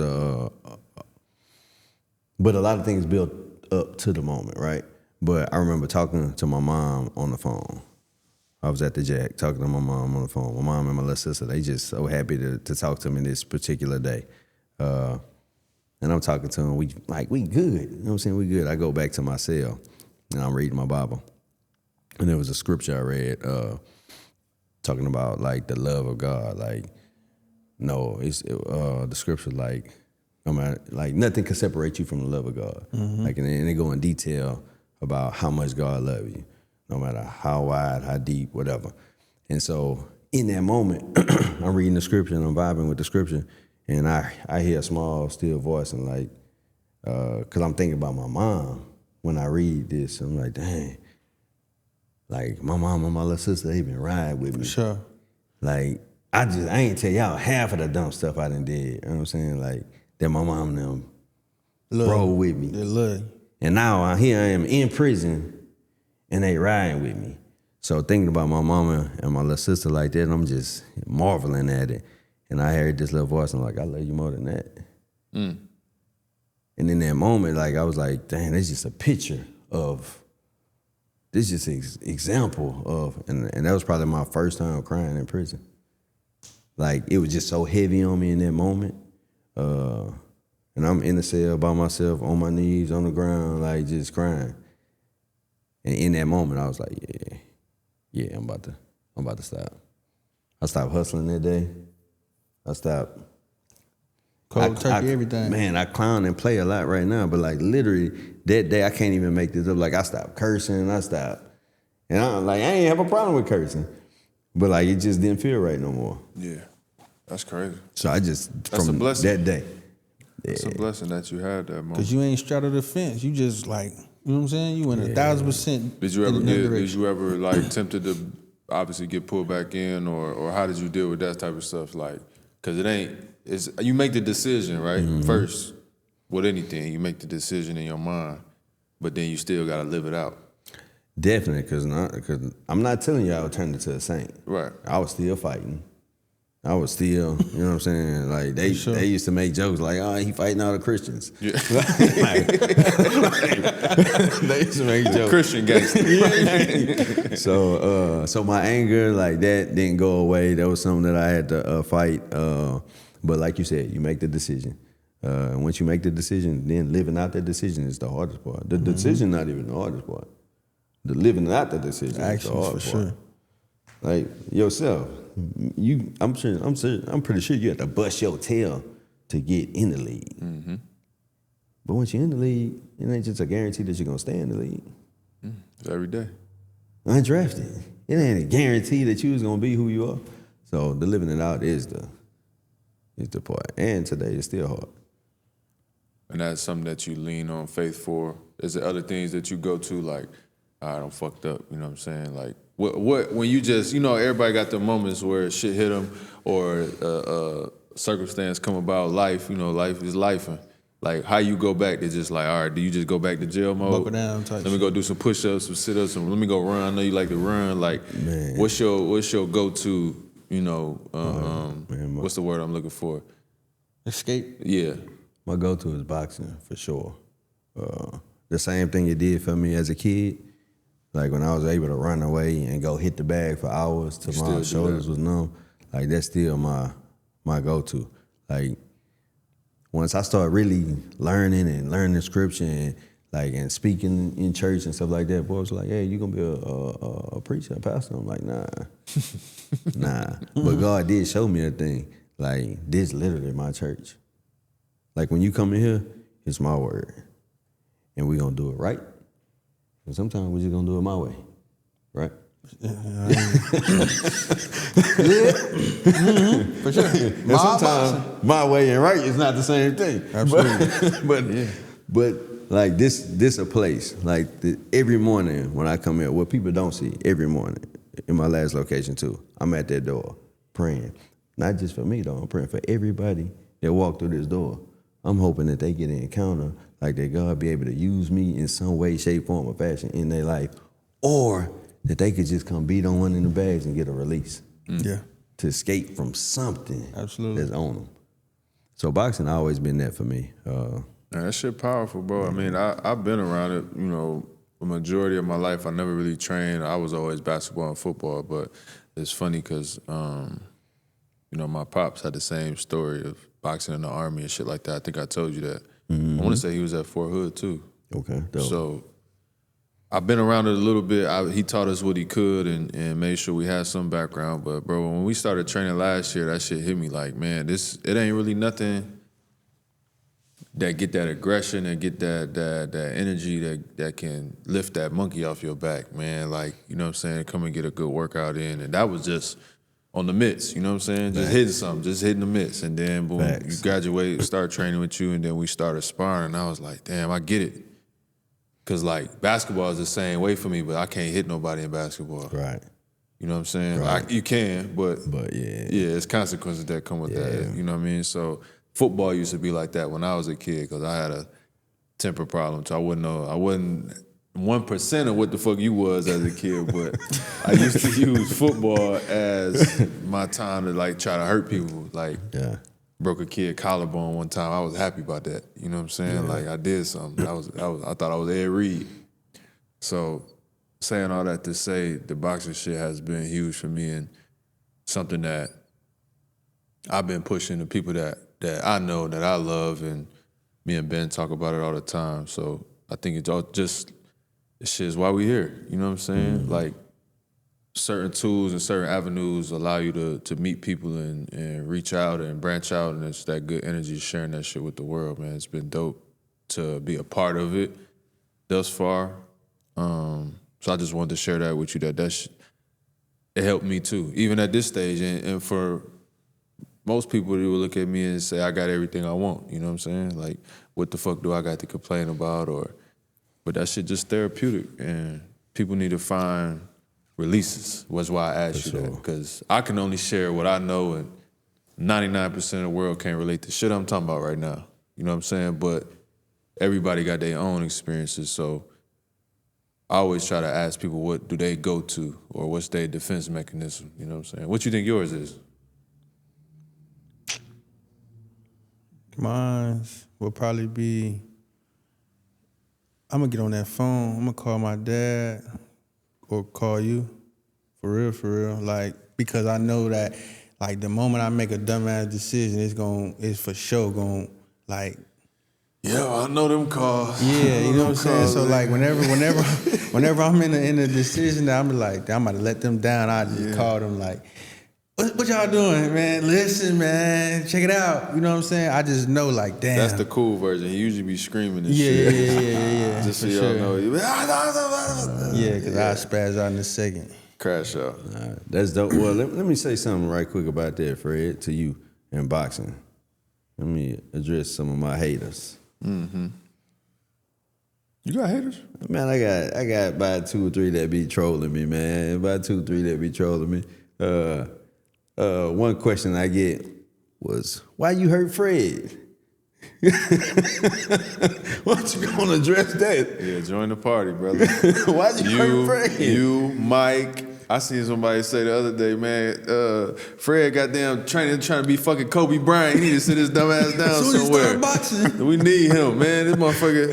Yeah, so you was definitely a part of that, man. I tell you, it was who I really felt for was Mike. Yeah. I really felt for Mike, man. I felt for Mike G, because, like, bro, the amount of work that we put in on a day, I'm talking about a daily. Bro. On a daily, bro. Like, we don't take no days off, bro. I just started taking days off after I got hurt. And for the first time in 4 or 5 years, like, we just don't, we're gonna do something. You know what I'm saying? Every day ain't the same output, but man, for that shit to happen, it's like the human mind is just like, he got hurt, so he was doing something wrong. He wasn't doing something, or he was doing too much, or he was doing too little, or he was doing the wrong fucking thing. So, like, bro, we sat with that. I started questioning every decision, every move, every movement I did, every workout. Like, damn, I shouldn't have did that. I should have did this. You know what I'm saying? But it's like, then you just go back and like, all right, well, fuck it. Shit happens. Shit happens. You know, injuries is a part of the game. And when you hear other people get injured, it's like, damn, that's damn. Then you move on. Ain't no move on when it's you. You know what I'm saying? Ain't no move on when it's you finally in that seat. And when you watching other people, you're like, damn, man. You know, even the most friendliest motherfucker, like, I'm gonna say a prayer for him, which most people ain't doing. Most people ain't really wishing you well. They just comment on some shit. So, yeah, being in that, that's funny. That's funny that you. I would have never guessed that though, because I don't really think the two have nothing to do with each other. But I didn't. Yeah, I was getting hit with it. Yeah. I was getting hit with it. Mark had nothing to do with me tearing my ACL. Let's make that clear. Or did you? Nah, I just like. I just playing. But man, we was working, bro. Yeah, man. We was in great shape. Like, I brought you in. I did the year before we started jiu-jitsu, and that was great. But it was more like mobility, you know what I'm saying? Whereas, like, it was hard. It's hard for me to get good at that without. I don't think I could ever spar jiu-jitsu. Like, when folks would have been choke me out. Yeah.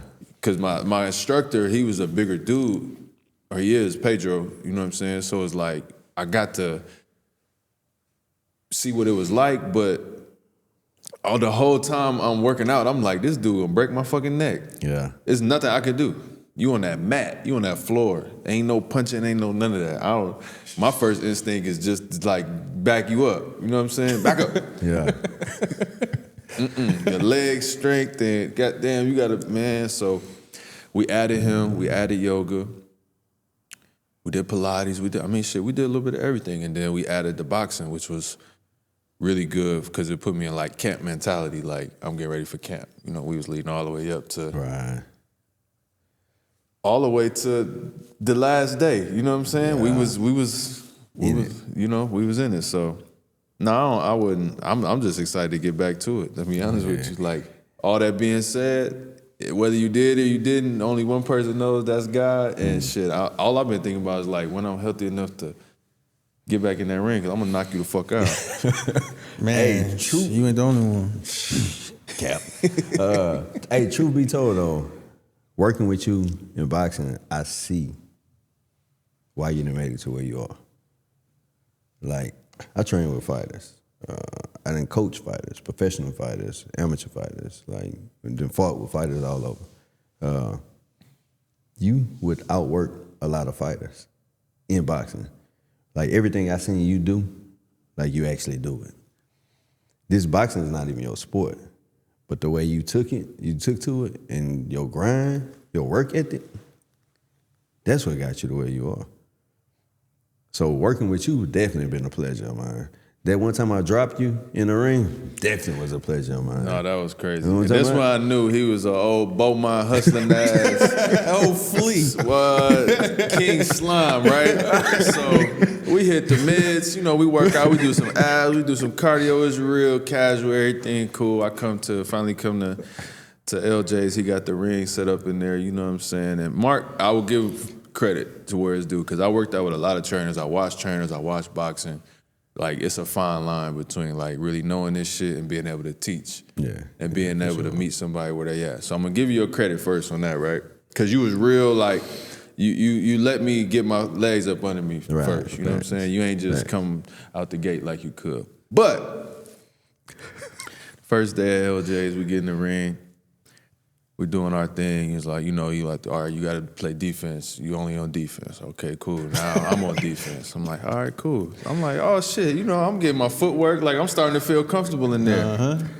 So this is me. Now I'm on offense. Now he on defense. So, he thinks shit's sweet. It's NBA. You can get your shit up. This NBA, this sweet, ha, ha, ha, ha. I'm like, pop, pop. A couple of them. He like, we got the picture. Wait a minute, you know what I'm saying? We got this, my shit, this shit natural. This shit, like, I never trained, but this shit natural for me. Like, we grew up fighting too, so you ain't the only nigga in the world that know how to fight. So I must have, boom, boom. So I seen him. I seen it in his eyes. I said, oh, shit. So, mind you, I'm thinking he finna try to knock me out with the left, right? I'm thinking, man, he must have did some old janky-ass boxing shit and tripped me. Tripped me and swim me. Boom, I hit the ground. I said, damn. I did not see that coming at all. Like, man got it all was type so of tricks. smooth. And I can relate it to my people that play basketball, that know how to hoop. It's the same as like when you get a little kid and they all overexcited to play defense, and you take them and you hit them with the Jordan, but you push them a little bit. Just like the that. little snatchback, boom, make him fall. That's what he did. But I'm all up here and shit. I'm like, okay, boom, I done pieced him up. He about to try to swing. He be like, blah, blah. I'm on the ground. I said, what the fuck? I said, okay, I got something for his ass. So that day made me like, all right, cool, I gotta watch my feet. Yeah. But it was so smooth though. It's like, oh, my bad. I'm thinking in my head, like, he did that shit on purpose. I bet now you got something to go over my head. Now, on the record, so I didn't actually drop him. It wasn't a punch at all. It was footwork. It was footwork for sure. But, I done beat you down a couple times. Man, I still don't know when you beat me, bro. You know what I'm saying? You know how it go. Oh, shit. One of my many victims. Glove up and glove right over here. Fuck. But no, it's been dope, man. It's been dope. Adding this shit in and getting to know you a little bit better, learning more about you, learning the work that you do in the community. Talk to us about ringleaders. Man, ringleaders. Now, everything I just told y'all about prison, my upbringing, who I was. Now, in prison, God started doing a thing in me, right? To really show me that all my experiences wasn't for nothing. Because there's a ton of kids out there that was me. For sure. So what I count, that's when I say stupid kids, I don't mean that as a derogatory term. I'm talking about like, because I know I was a stupid kid making a bunch of bad decisions, right? So I also seen in the Bible how God always used a man of the people to help the people. So me being that kid, coming from those circumstances and situations, true ringleaders is the way that he chose for me to do the work. And when I say he chose, all right, so I believe love, the definition of love, I believe the way you show your love is where you spend your time, your talents, and your gifts. Or your time, your talents, and your treasures. What you willing to put your money in, what you willing to put your time in, what you willing to put your skills in. So I legit love these kids, and I really want them to be able to learn the lessons that I had to learn, but not the ways that I want to learn. Correct. I was a dummy. I did it all bad. So, still is. So now with true ringleaders, I'm just, how you said about my daughters, like I'm not the soft parent. So with true ringleaders, if you bring your child to me, I'm gonna be stern. I'm not gonna be abusive, but I'm gonna be stern. It's gonna be discipline, it's gonna be respect, and there's no option to that. But they also gonna learn boxing. But I'm teaching boxing, but boxing is just my tool. Only my tool to teach them these core values that I, ring. Responsibility, integrity, noble character, good stewardship. Yeah, my kids got that shit memorized. I don't know what you did. I mean, you better not be hitting on my kids, man. They got that shit memorized. Got it down. So I believe everything, you learn everything the same way I learned it is through repetition. So I repeat it over and over, but then I put the kids through scenarios to where they have to act these things out. Just because you can say it don't mean you know it. Right. Can you do it? So ringleaders, I believe we have a leadership problem with our kids. I believe I had a leadership problem. My leaders was the dope boys. My leader was the gang members. It was a leadership problem. I was following the wrong leaders. Then I became the wrong leader, and I had a lot of people following me, and I led them wrong. So now I believe the key is creating better leaders. But that don't start at your age or at your age. Yeah. We got to start them at that age. Sure. So ringleaders start at 8 years old. And what I do, I put the kids in leadership positions even at 8 years old so they can learn that people have consequences from their actions. So they can feel how it feels to do something good and everybody respond to you well or help your team win for you to be the star player. Or they can also learn how it feels to let everybody down as well, and it be your fault. So that's what ringleaders essentially is. Boxing is just a tool. I'm not trying to make the next Mayweather. So ringleaders is the tool to reach down to the community, the youth, the same kids that walk in the life that you was or close to.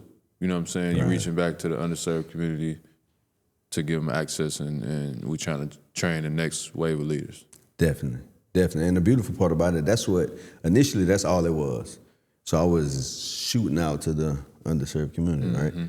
But along this journey, like a lot of affluent people would bring their kids too, and they were like, shit, they can learn. Exactly. Yeah. But I didn't see that because I wasn't that kid. Right. So I didn't know it was a need. So, but as these kids come, I'm like, oh, ringleaders is for. So what's the ultimate reward? You know what I'm saying? Is it the kids keep coming back? You know, when the kids come up to you and be like, man, I appreciate you, and they, you know what I'm saying? Like, what's the ultimate reward? Because obviously I deal with kids too, but what's the ultimate reward for ringleaders? For me, ringleaders is a lifelong thing, right? So I want to see these kids that I'm with, like Junior, 8, 9. I want to see Junior when he graduate high school. For the kids that don't have those people in place, like I want to be that call that they can make, like, hey, coach, ain't nobody could come to my graduation or prom or whatever. Help me out for prom or like, so walking these kids through life, like discipleship is the ultimate goal.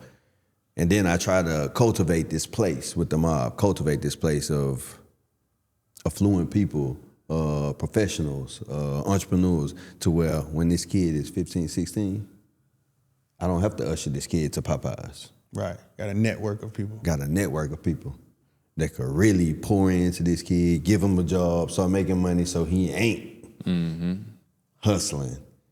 Because you could tell a kid, you could have told me anything you wanted to at the kid. You could have told me some excellent information.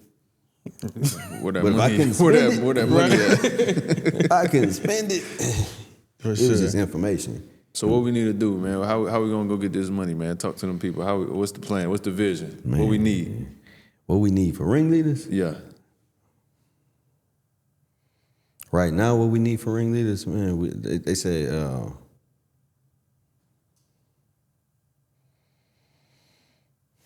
like it's a lot of kids out here.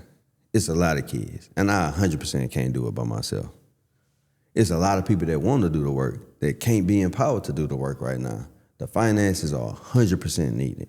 Now, I say the finances are needed because the reality of individuals like myself that really got a heart to do the work, they got to go to work. Yeah. Like the same way this kid that really just want to play basketball, they got this dad that really just want to pour into these kids, but he really can't. Because he got to go to waste management. For sure. Got to provide. He got to provide. So we could really make, which is going to be the goal, if we could really make jobs that really change lives and pour into these communities instead of pulling the dad out the family all the time. No hate to the moms, but instead of pulling the dad out the family all the time, get that structure back in the family. But the world is the world, so everything needs finances. Yeah, everything costs. That shit costs though. Everything And I learned that once I started doing the work in the foundation. Like, oh, okay, yeah, this is a job. Real Like, job. you know what I'm saying? You could build all the community centers and programs and all the shit you want to. You gotta pay them folks, man.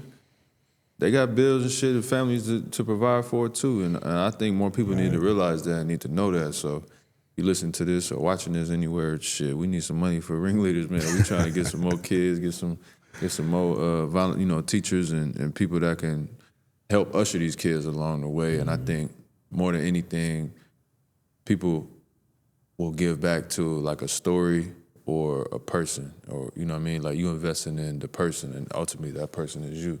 Somebody that walked it and somebody that, you know, is coming from a genuine place. So I love to see it. That's why we here, you know, we here rocking with you and pushing it forward. What's the goal for the gym? Man, the goal for the gym, currently, right now, we got to get this thing crazy, right? So week one was amazing. We had some pretty big names. We got a pretty big following of loyal people that have been coming through the gym. This gym is a lot more than a gym. It's really a community. And so we grinding and growing in the gym. Definitely got to get our numbers up because first quarter we want to do some real big work. So every quarter at the gym we want to do like a give back or something community driven. Now, the way I do community-driven work is not necessarily the transactional, the transformative. So like the Ringleaders program or ongoing things. So we just gonna use the proceeds from the gym, a big percentage of them, to build up their Ringleaders program. But in order to do that, we need the right people in here. Mm-hmm. So we calling out to more entrepreneurs, everybody. But it's not just to get the money. It's not to get no money. It's to really to make a difference. For sure. Boxing will change your life. Absolutely. And we need the money too. So just so you know, Mark, you got some friends that's trying to help him make some money. So I know you on that philanthropic shit and all that shit, but we need to make some money too. Because y'all can send it to my cash shop and I'm gonna send it to him. Would you ever train a fighter or like you know, push a pro? Would you ever do something like that, or have you done that before? So I've trained a few pros. Even just recently had the pleasure of working with Berlanga. Yeah, I saw that. That was dope. That's too. dope. Yeah. the work ethic is crazy. Yeah. And that's what pushed me. That's what motivated me in the training space. Yeah. Like when I get somebody in front of me that's really a dog, they want to work, then I could really be creative and work. Yeah, so I love that. The only thing, like training pros, unless they on that level, is not really lucrative. The money don't be worth it. Yeah, you gotta have a big prize fighter, basically. Definitely. So financially, it's better to train the people that just love boxing, fitness enthusiasts, professionals, entrepreneurs, versus upcoming fighters. Have you had a kid that came through the program that was naturally good yet? Yes, man. Took a real liking to him? Yes, man. I done had a few, but to the same point, like my finances wasn't there. Like they had to, same like with me, like they had to leave the program to help moms, help dad, pay the bills and whatnot. And I feel like they really could have had a bright future. That's crazy. In boxing, but you know, at 15, some 14, really out there trying to do whatever they can to help pay the bills. Yeah. But it's that life. Damn. What's some of your all-time favorite fighters? Me. All-time favorite. Let me give my boy Roy, Andre Ward, Marvelous, Marvin Hagler. Man, they got some dogs out there. Best of all time. That's a hard one. Best of all time. Just fighting all around. Best of all time. Who come to your mind when I say best of all time?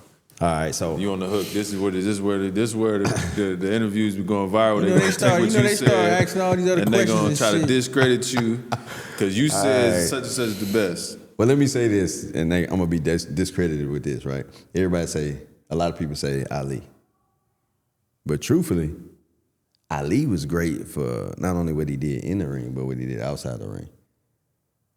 So that's what gave Ali his greatness. Ali had losses. Ali was a nice fighter, though. I ain't taking it away from him.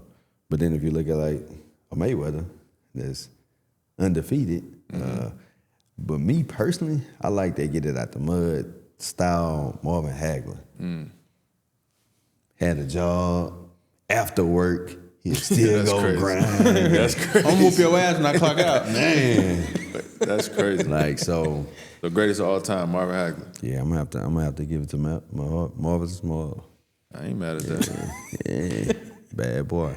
Just to, you know what I'm saying, outside the ring, inside, what he was able to do in the ring, all the obstacles he had to face, just to be able to do it in the ring. Yeah. When you say Ali, it made me think about something. Do you hold that against him though? I don't. Because I think greatness is greatness. You know what I'm saying? Regardless. Nah, I think that's a beautiful thing, but when you say greatness, I do think he's great. I'm not gonna say he was the best boxer though. That's what I mean. Yeah, they coming at me for that. They coming at me for that. Mark said Ali ain't the best boxer of all time, y'all. So y'all get him in the comments. All right, no, don't give me over Ali. If y'all gonna give me over Tyson. What about him? He wouldn't like that. Oh my God! You fight Mike Tyson right now? Nope. Would you fight him right now? Nah, I ain't we can fighting set Tyson. it up. I ain't fighting Tyson. Netflix. I ain't fighting Tyson. Netflix. Wasn't like how many months you needed for camp? Man, hey, my back. How many months you need? We probably get some M's for that.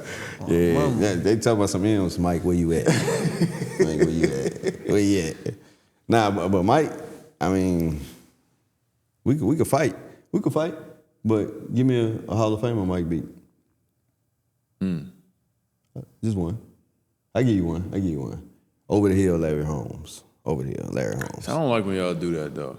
Over the hill, Larry Holmes. Why you gotta be over the hill? Because he was old. And But I'm saying though, you know how much business and time and everything go into boxing life. Mike goddamn went to prison, came home. Yeah. You should respect that. Out of more than any motherfucking body. I want to know who he whooped when he was in prison. He was one of the most fiercest, scariest, baddest man on the planet. He had baddest man on the planet status. Not many people had that. Granted. Nah, Mike. Especially in boxing. How many boxers have had, especially now with UFC, how many boxers have had baddest man on the planet on their name?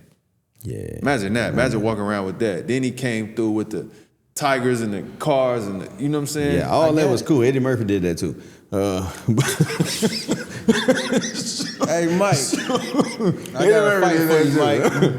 But like don't get me wrong, no disrespect to Mike. Mike was No a disrespect dog. to Mike, but he wasn't like that. That's what you're saying. Mike was nice, but if we look at stats, like what Hall of Famers, like he really, you know what I'm saying? When he got in there with superstars. So this my thing. When he got in there with superstars, what happened? Yeah, this my thing.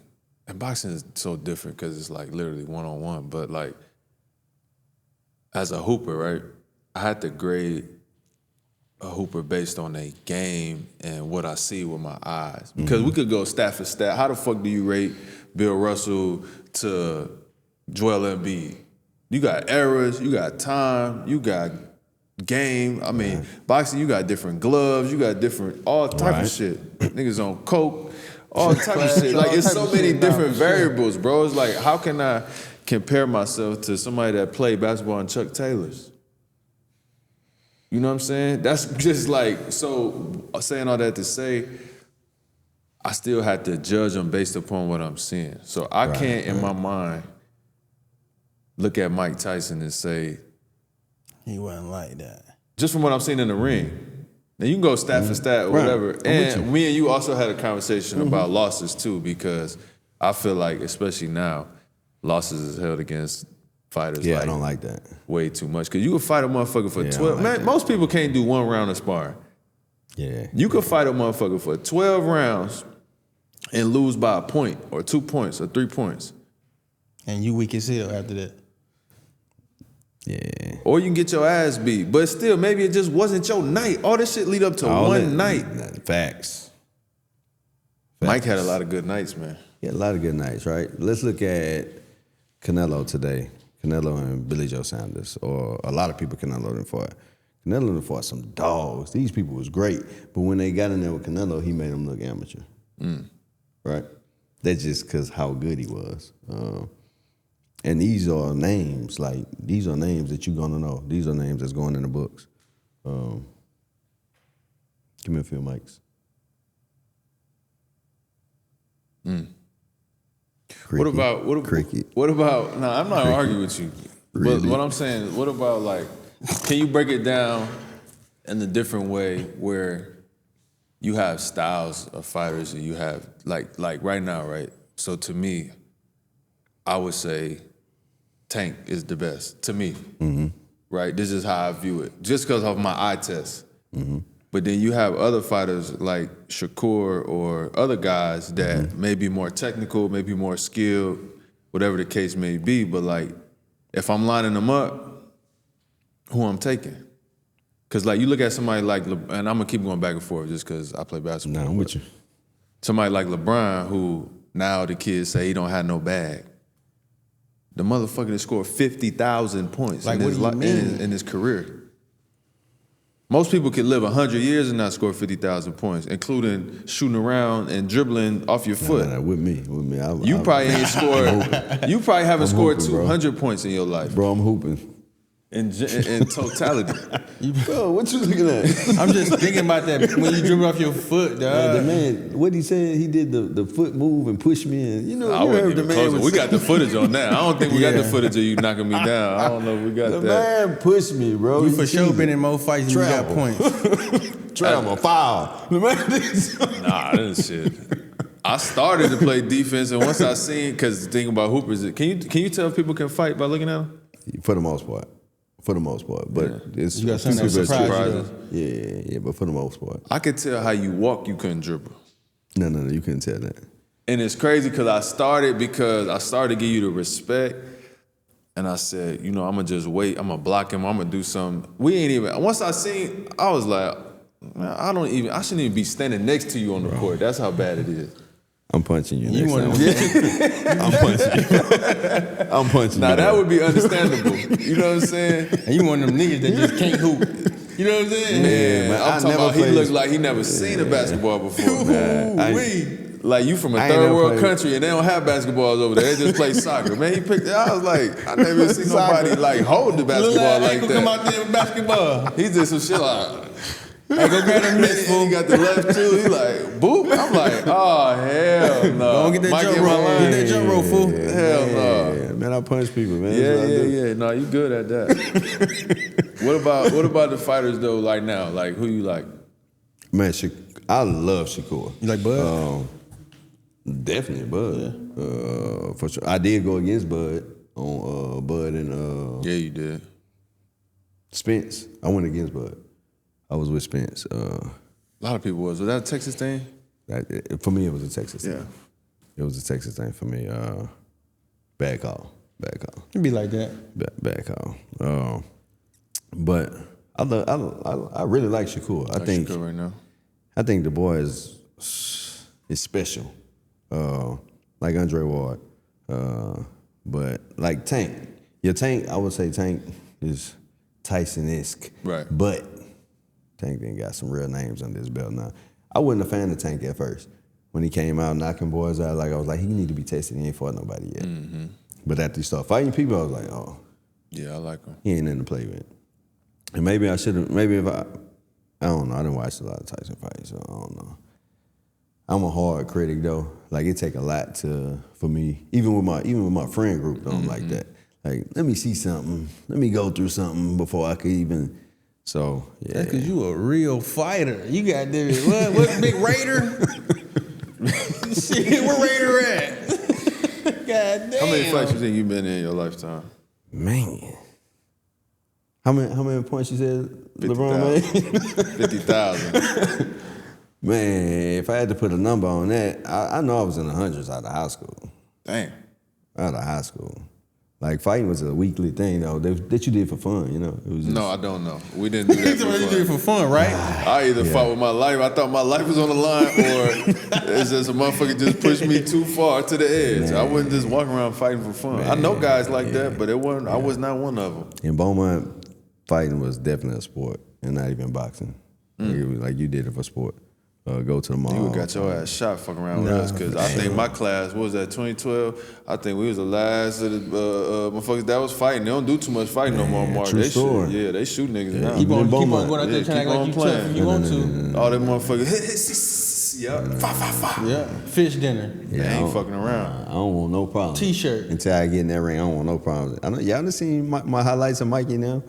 Mikey got this knee up to you know what I'm saying? Other than that, I don't want no problems. I don't want no problems. So that's how you was running to jail? You had them boys like that, man? Man, in jail I was cheating. Like, I've been fighting forever. Right. A lot of them dudes were like street dudes. So they coming out with the Right. That shit ain't gonna work. That ain't gonna work. Nah, that ain't. That's the worst place to be doing that. Yeah. But most people, I'll be thinking about this because we talk about, NBA guys all the time from a fan perspective. Like, man, they ain't gonna fight. They ain't gonna do this. They ain't gonna do that. Them boys, they millionaires and shit like that. But it's like, I don't think people realize, and you might not even understand this. Like, most people never been in a fight in their life. I never got punched in the face. They never punched nobody or been punched. Man, I learned that in prison. Yeah. For real, I learned that in prison. One of my partners that I got mad at was about to fight him. He was like, "Hey, what you doing?" Yeah. Hey, chill like, out, we ain't bro. gonna do that unless we trying to kill each other. He was like, "If you put your hands on me, I'm gonna kill you." I'm like, "Dang, why is that serious?" He said, "Why is that serious? You feel like you gotta put your hands on me." Yeah. That part. You fight for fun. I might not need to fight him. Yeah. Hell no. You might need to fight him. Yeah. So you wasn't no dummy. He was just crazy as hell. Yeah. Oh, it's certain people you don't fight. There's certain people you don't fight. I definitely know them rules. In prison, it's people in there with real bodies, like that's in there for killing, for murder, like, and they can't fight. They don't even have no desire to fight. They got a lot of time. So if you go mess with them people, you know what come with that. Yeah, they getting you up out of here. Them people, when them people walk, I'm getting out their way. Yeah. Getting out their way. Everything is, yes, sir. Excuse me. You gotta have the motherfucking manners. Goddamn. You better have the manners. For sure. You better have the manners. Because it's not like, just because you get a prison sentence don't mean you coming home. Don't mean you're going to do a prison sentence. That's the reality of prison. But people don't realize that. I didn't realize that until people really start dying. I know somebody that died over a piece of chicken. Real story. And they said the stupid stuff that you hear, oh, it's the principle. Nah, you want that chicken, bro. Stop that. Like, you just didn't have no, like, you just tripped out over that chicken. You just Talking tweaked about all the it's way the out, principle. blacked out. Literally, bro. I'm not even. This That's not not a funny, man, but that's crazy when you say it like that. Popeyes, remember the chicken sandwich came out? Nah. This was Chow Hall. I'm just saying. This was Chow Hall chicken. We seen it. people do some crazy shit. Oh man. Yeah. Prison was an experience, but hey, I learned a lot. Definitely didn't have to learn it in prison. I'm never gonna advocate for prison, but I am advocating for not being stupid. Decisions. You don't have a lifetime of decisions because your decisions could really shorten your lifetime. So your decisions that you make, they gotta be on point. For sure. They gotta be on point. People make decisions daily thinking they got a wealth of decisions to make. And that, even with being successful or not, like the life that you live, a lot of times you choose to live it based on the decisions you make day in and day out. You make these decisions thinking it's cool but you want to be cool or you want to win. You want to be successful, you want to be cool. Like, it's decisions that we make every day that we don't even understand the consequences of the decisions that we make. Right. I learned a few of them decisions. I learned the wrong way to make it. That's why I am I'm an expert in my field. In being dumb in the street, I'm an expert in my field. So if you want anybody to teach these kids, I'm qualified. I'm more than qualified. Not because I got the know-how. I got what I learned the know-how by bumping my head. For sure. So when I tell the kid, I can tell the kid, oh, you do that? All right. You do that? Let me just enlighten you what come with that. The same shit they doing, you done already did 10 times fold. Sure. And when I tell them my story about prison, they be like, nah, coach, you ain't go to prison. You ain't gonna. Whole time you was goddamn it, a rug rat in that motherfucker. And but that's like, people need to start sharing their truth a little bit more. Yeah. To let these kids know that everything ain't sweet. Like, nah, bro. You do that, stuff come with that. Like, yeah. I could go a lot deeper on that. But I ain't gonna nobody in trouble either. I mean, shit, you here, bro. You sharing it, man. This is what it's about. And obviously we have these talks off camera, but I think it's important to share your story with the world. We told you that from the get-go. I think that this is the start of something big, And I always try to categorize shit by like time. And the more experiences that I have, the more things that I do. Cause like I feel like I live like 1,000 lifetimes in a short amount of time, just from being in the NBA and traveling the world and doing things and having success. It's like everything happens so fast. But I started categorizing my relationships based on like how long I know the person. Cause you can know somebody for 20-some years and not know them. Facts. And you can meet somebody in a day or a week and feel like you know them your whole life. So Facts. I just look at it like, shit, we met, however long we met, not even a full year, we here. You know what I'm saying? Like this, boom. Facts. And I think life is about experiences and people that you meet along the way of finding your tribe and, building with those people. So your little nugget head ass, you done made the cut. What you had said the other day, you said when you first got a chance to sit down with us, you was like, them. My people. Yeah, them my people. My people. So I done learned a lot from y'all in this little bit of time, right? So I've been looking for how to build a team. I thought it was a procedure, a protocol on how to build a team or what's needed for a team. I went to seeing AJ the other night, and AJ spoke on the same thing too. I even said on what I feel like how you show love, right? But love to me ultimately is just some people that's just unwilling to give up on you. And I see that with y'all. In a lot of different ways, right? AJ said a thing. He said, first, you got to realize that nobody is qualified. Like, you become qualified through relationship. The second thing he said, the team have to be some people that 100% believe in you. When I talk to Quez, absent of you, listen, you better than LeBron. No, I know. Now he'll argue. You better than Kobe. For sure. And he'll fight Mike Tyson about that shit. You know what I'm I'll talking be about? having to tell him like, might win. He chill, might chill, win. chill. He might win. You be trying to have all them basketball talks with me, man. You talking to the wrong brother, man. Listen. I don't give a fuck, dog. Bro, you 1,000% locked in Sure. when it comes to Fred. And me and Fred had conversations absent of you. And he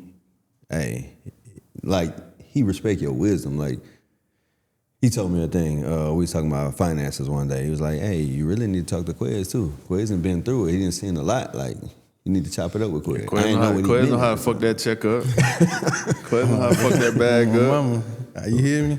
Let's go get some money. Let's fuck this sack up. And we're going to get it right back. I'm saying the mutual respect that's there. Oh, that's my dude. But you could tell it's through experiences though. Yeah, and it's hard too because like almost it's changing now. I had to grow out of this and something that I got better with time. But for a while, everybody that I had in my life has been there since as long as I can remember, 20 plus years. You know what I'm saying? I'm only 31. All my best friends is 20 years in, you know what I'm saying? 15, 20 years in. So it's like this some childhood shit. So then it became so hard to like let people in because if you can't sit in a circle, you know what I'm saying? We're gonna be we're gonna be doing this while you talking, like Corny ass nigga. you know what I'm saying? Yeah. So it's so hard, but I had to grow out of that to the point to where I got my feelings hurt. I had motherfuckers betray me, people that I was like trying to be cool with. Same shit I do with you, I do with somebody else the whole time. They a clown. But I had to open myself up to that, and along the way, I started meeting doper and doper people. You know what I'm saying? And at the same time, those people can add value to shit that we don't already have. Nah, that's dope. That's a testament too, though. Like you say, your best friend, like you've been knowing these people, like when you said that, it triggered something in me because the people that I call my best friend, like literally, I done had about 5 of them. And literally, all of them on my arm right now. Like, most of them was dead before I was 16. Wow. Because they was stupid too. No disrespect to them, but they was living their same life. So it's hard for you to pretty much like cultivate these relationships, you know what I'm saying? Because in the past, like shit, you didn't did all of this on your own. You know, it's all business, you know, it's almost like it ain't as genuine, you know what I'm saying, as what we got going on right now. Yeah, like y'all been showing me something different. When we walked in this space, I think I shared this with Quiz already. We walked in this space when y'all came through. Before anybody was in here, we kind of, where'd this go? How we gonna do it? And like, I was so in it, but y'all was super excited, right? And I on driving home, I'm like, damn, they happier than me. Like, like, bro, you tripping. Yeah. Like, but I had to live in that moment for a second to see who y'all was too, though. Yeah. Like, bro, they really was happy for you, and you sitting there like you tripping. We talked about that. I think, and we all know this, to rewind a little bit to what you said about having the guys on your arm, bro. I just got lucky, and I say lucky, but you know, I believe in God and time and everything is everything happened for a reason. But for some reason, I had a decision in my mind when I was a kid, same age as you, because I lost my dad to the same shit you was doing. You know what I'm saying? When I was 5. So for whatever reason, maybe that was the reason. By the time we 5th, 6th grade, I'm just like, nah, we ain't doing that. We finna do this. And whether I got lucky or it was me or it was them, I had multiple of my friends that was like, all right, yeah, cool, let's do this. Because you know how kids is. If I would have been on some thugging shit, we just would have been thugging and we would have just crashed out. All of us had opportunity to do that shit. Like every kid. You have opportunity to do whatever you want to do. You know what I'm saying? You know how to get a gun. You know how to get a sack. You know who got this. You know who got that.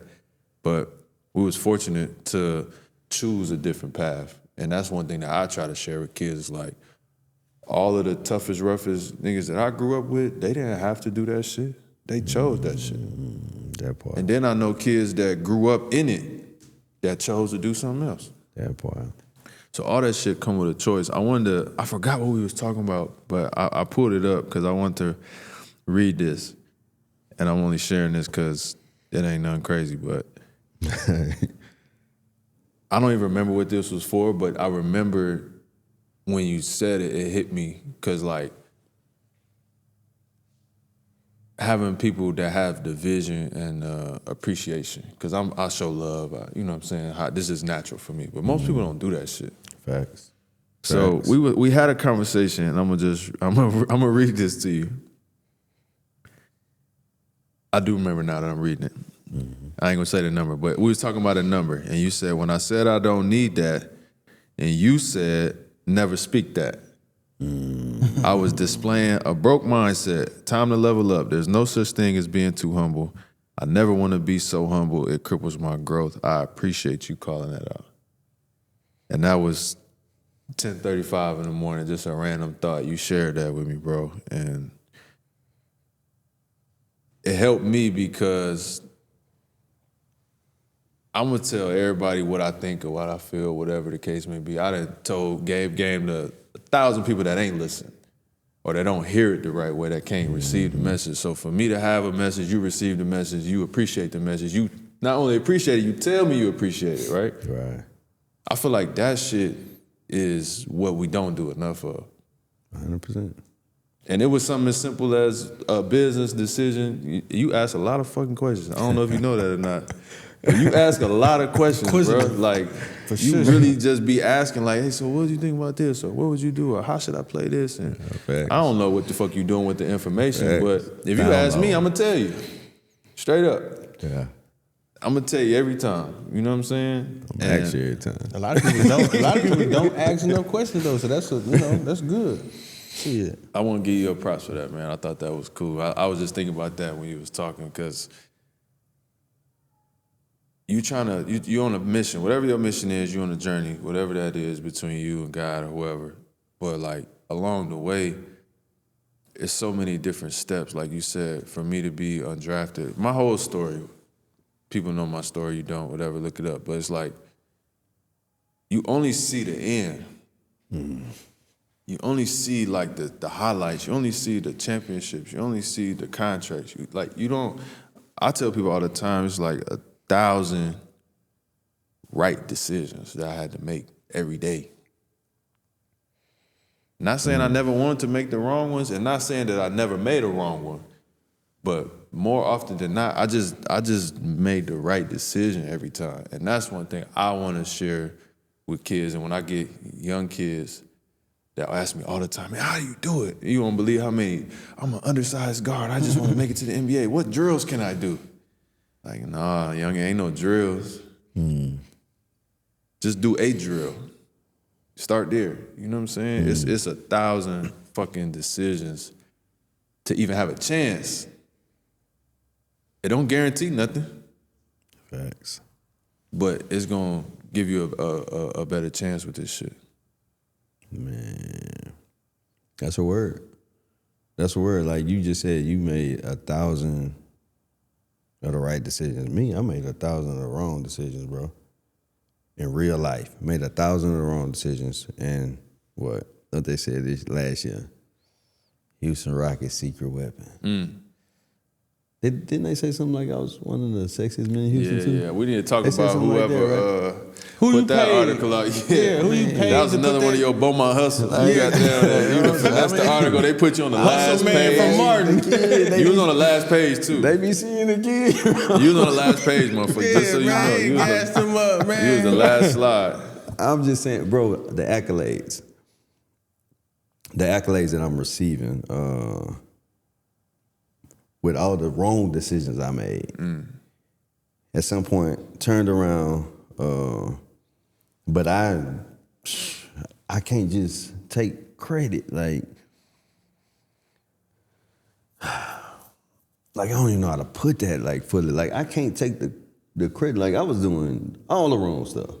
Made the decision though. Definitely made the decision. Turned it around, start doing the best as I can. Boxing, I wasn't the most talented fighter. I just liked to fight. It worked out for me. Ended up boxing in the Army, boxed a couple of years professionally, using boxing now with the Rockets. Boxing, they introduced me to people like yourself. Like, but shoot, I thought, to me, I just wanted to punch people. Like, it didn't take you way, it didn't surpass everything that you set out to do. Bro. Sure. And now, like, I get to give it to these kids and change lives through it too. But like, that was never my plan. I never had this. This what I'm gonna do when I get older. Like that wasn't my story. I didn't know what to do.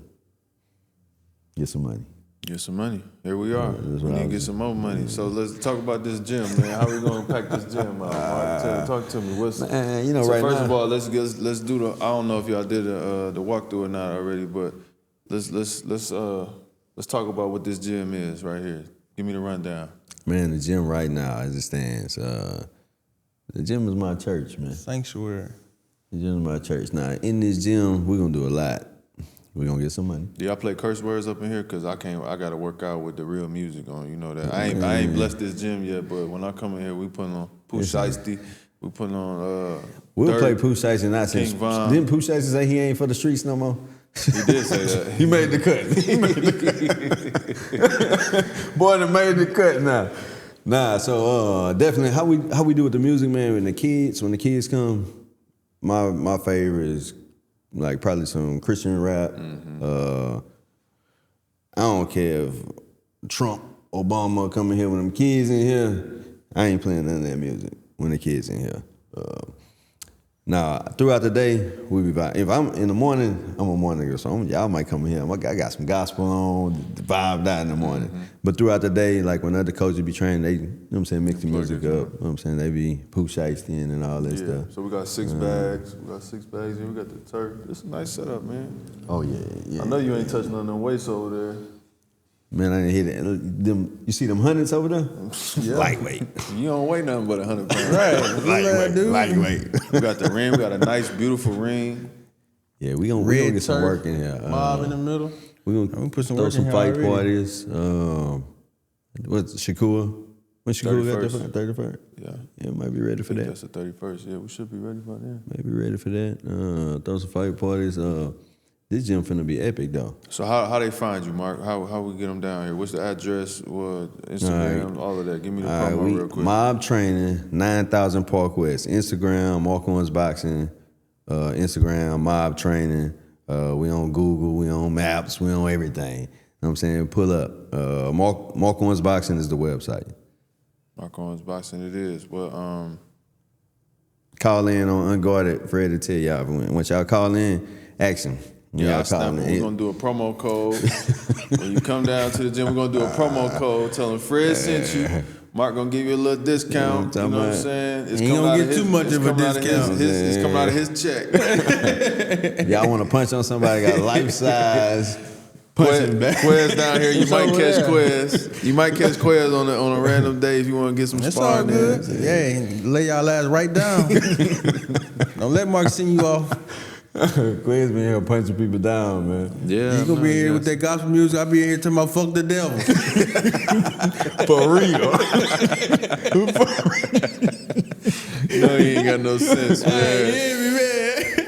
Man, yeah, we looking to make a real big dent in community with this gym. Not only in boxing, not only in fitness. Really bring your kids down. True Ring to 6 p.m. Monday through Thursday right now. Like, we really about changing some lives. If y'all heard anything from this pod, heard like from the stupidity, from the cool stuff, whatever you felt like, the main thing that we doing is trying to change some lives, though. That's the point. That's it. That's all at the end of the day. There it is, man. We appreciate you. We appreciate you sharing your story with us. I think this is gonna resonate with a lot of people, man. It's a whole nother world of people out there that have been through the system, that love people that have been through the system. So I think it's super dope that you open and willing to share that story. We appreciate you as always. We're gonna get them down here to the gym. We're gonna rock out. It's always love, brother. This ain't no podcast, man. You did.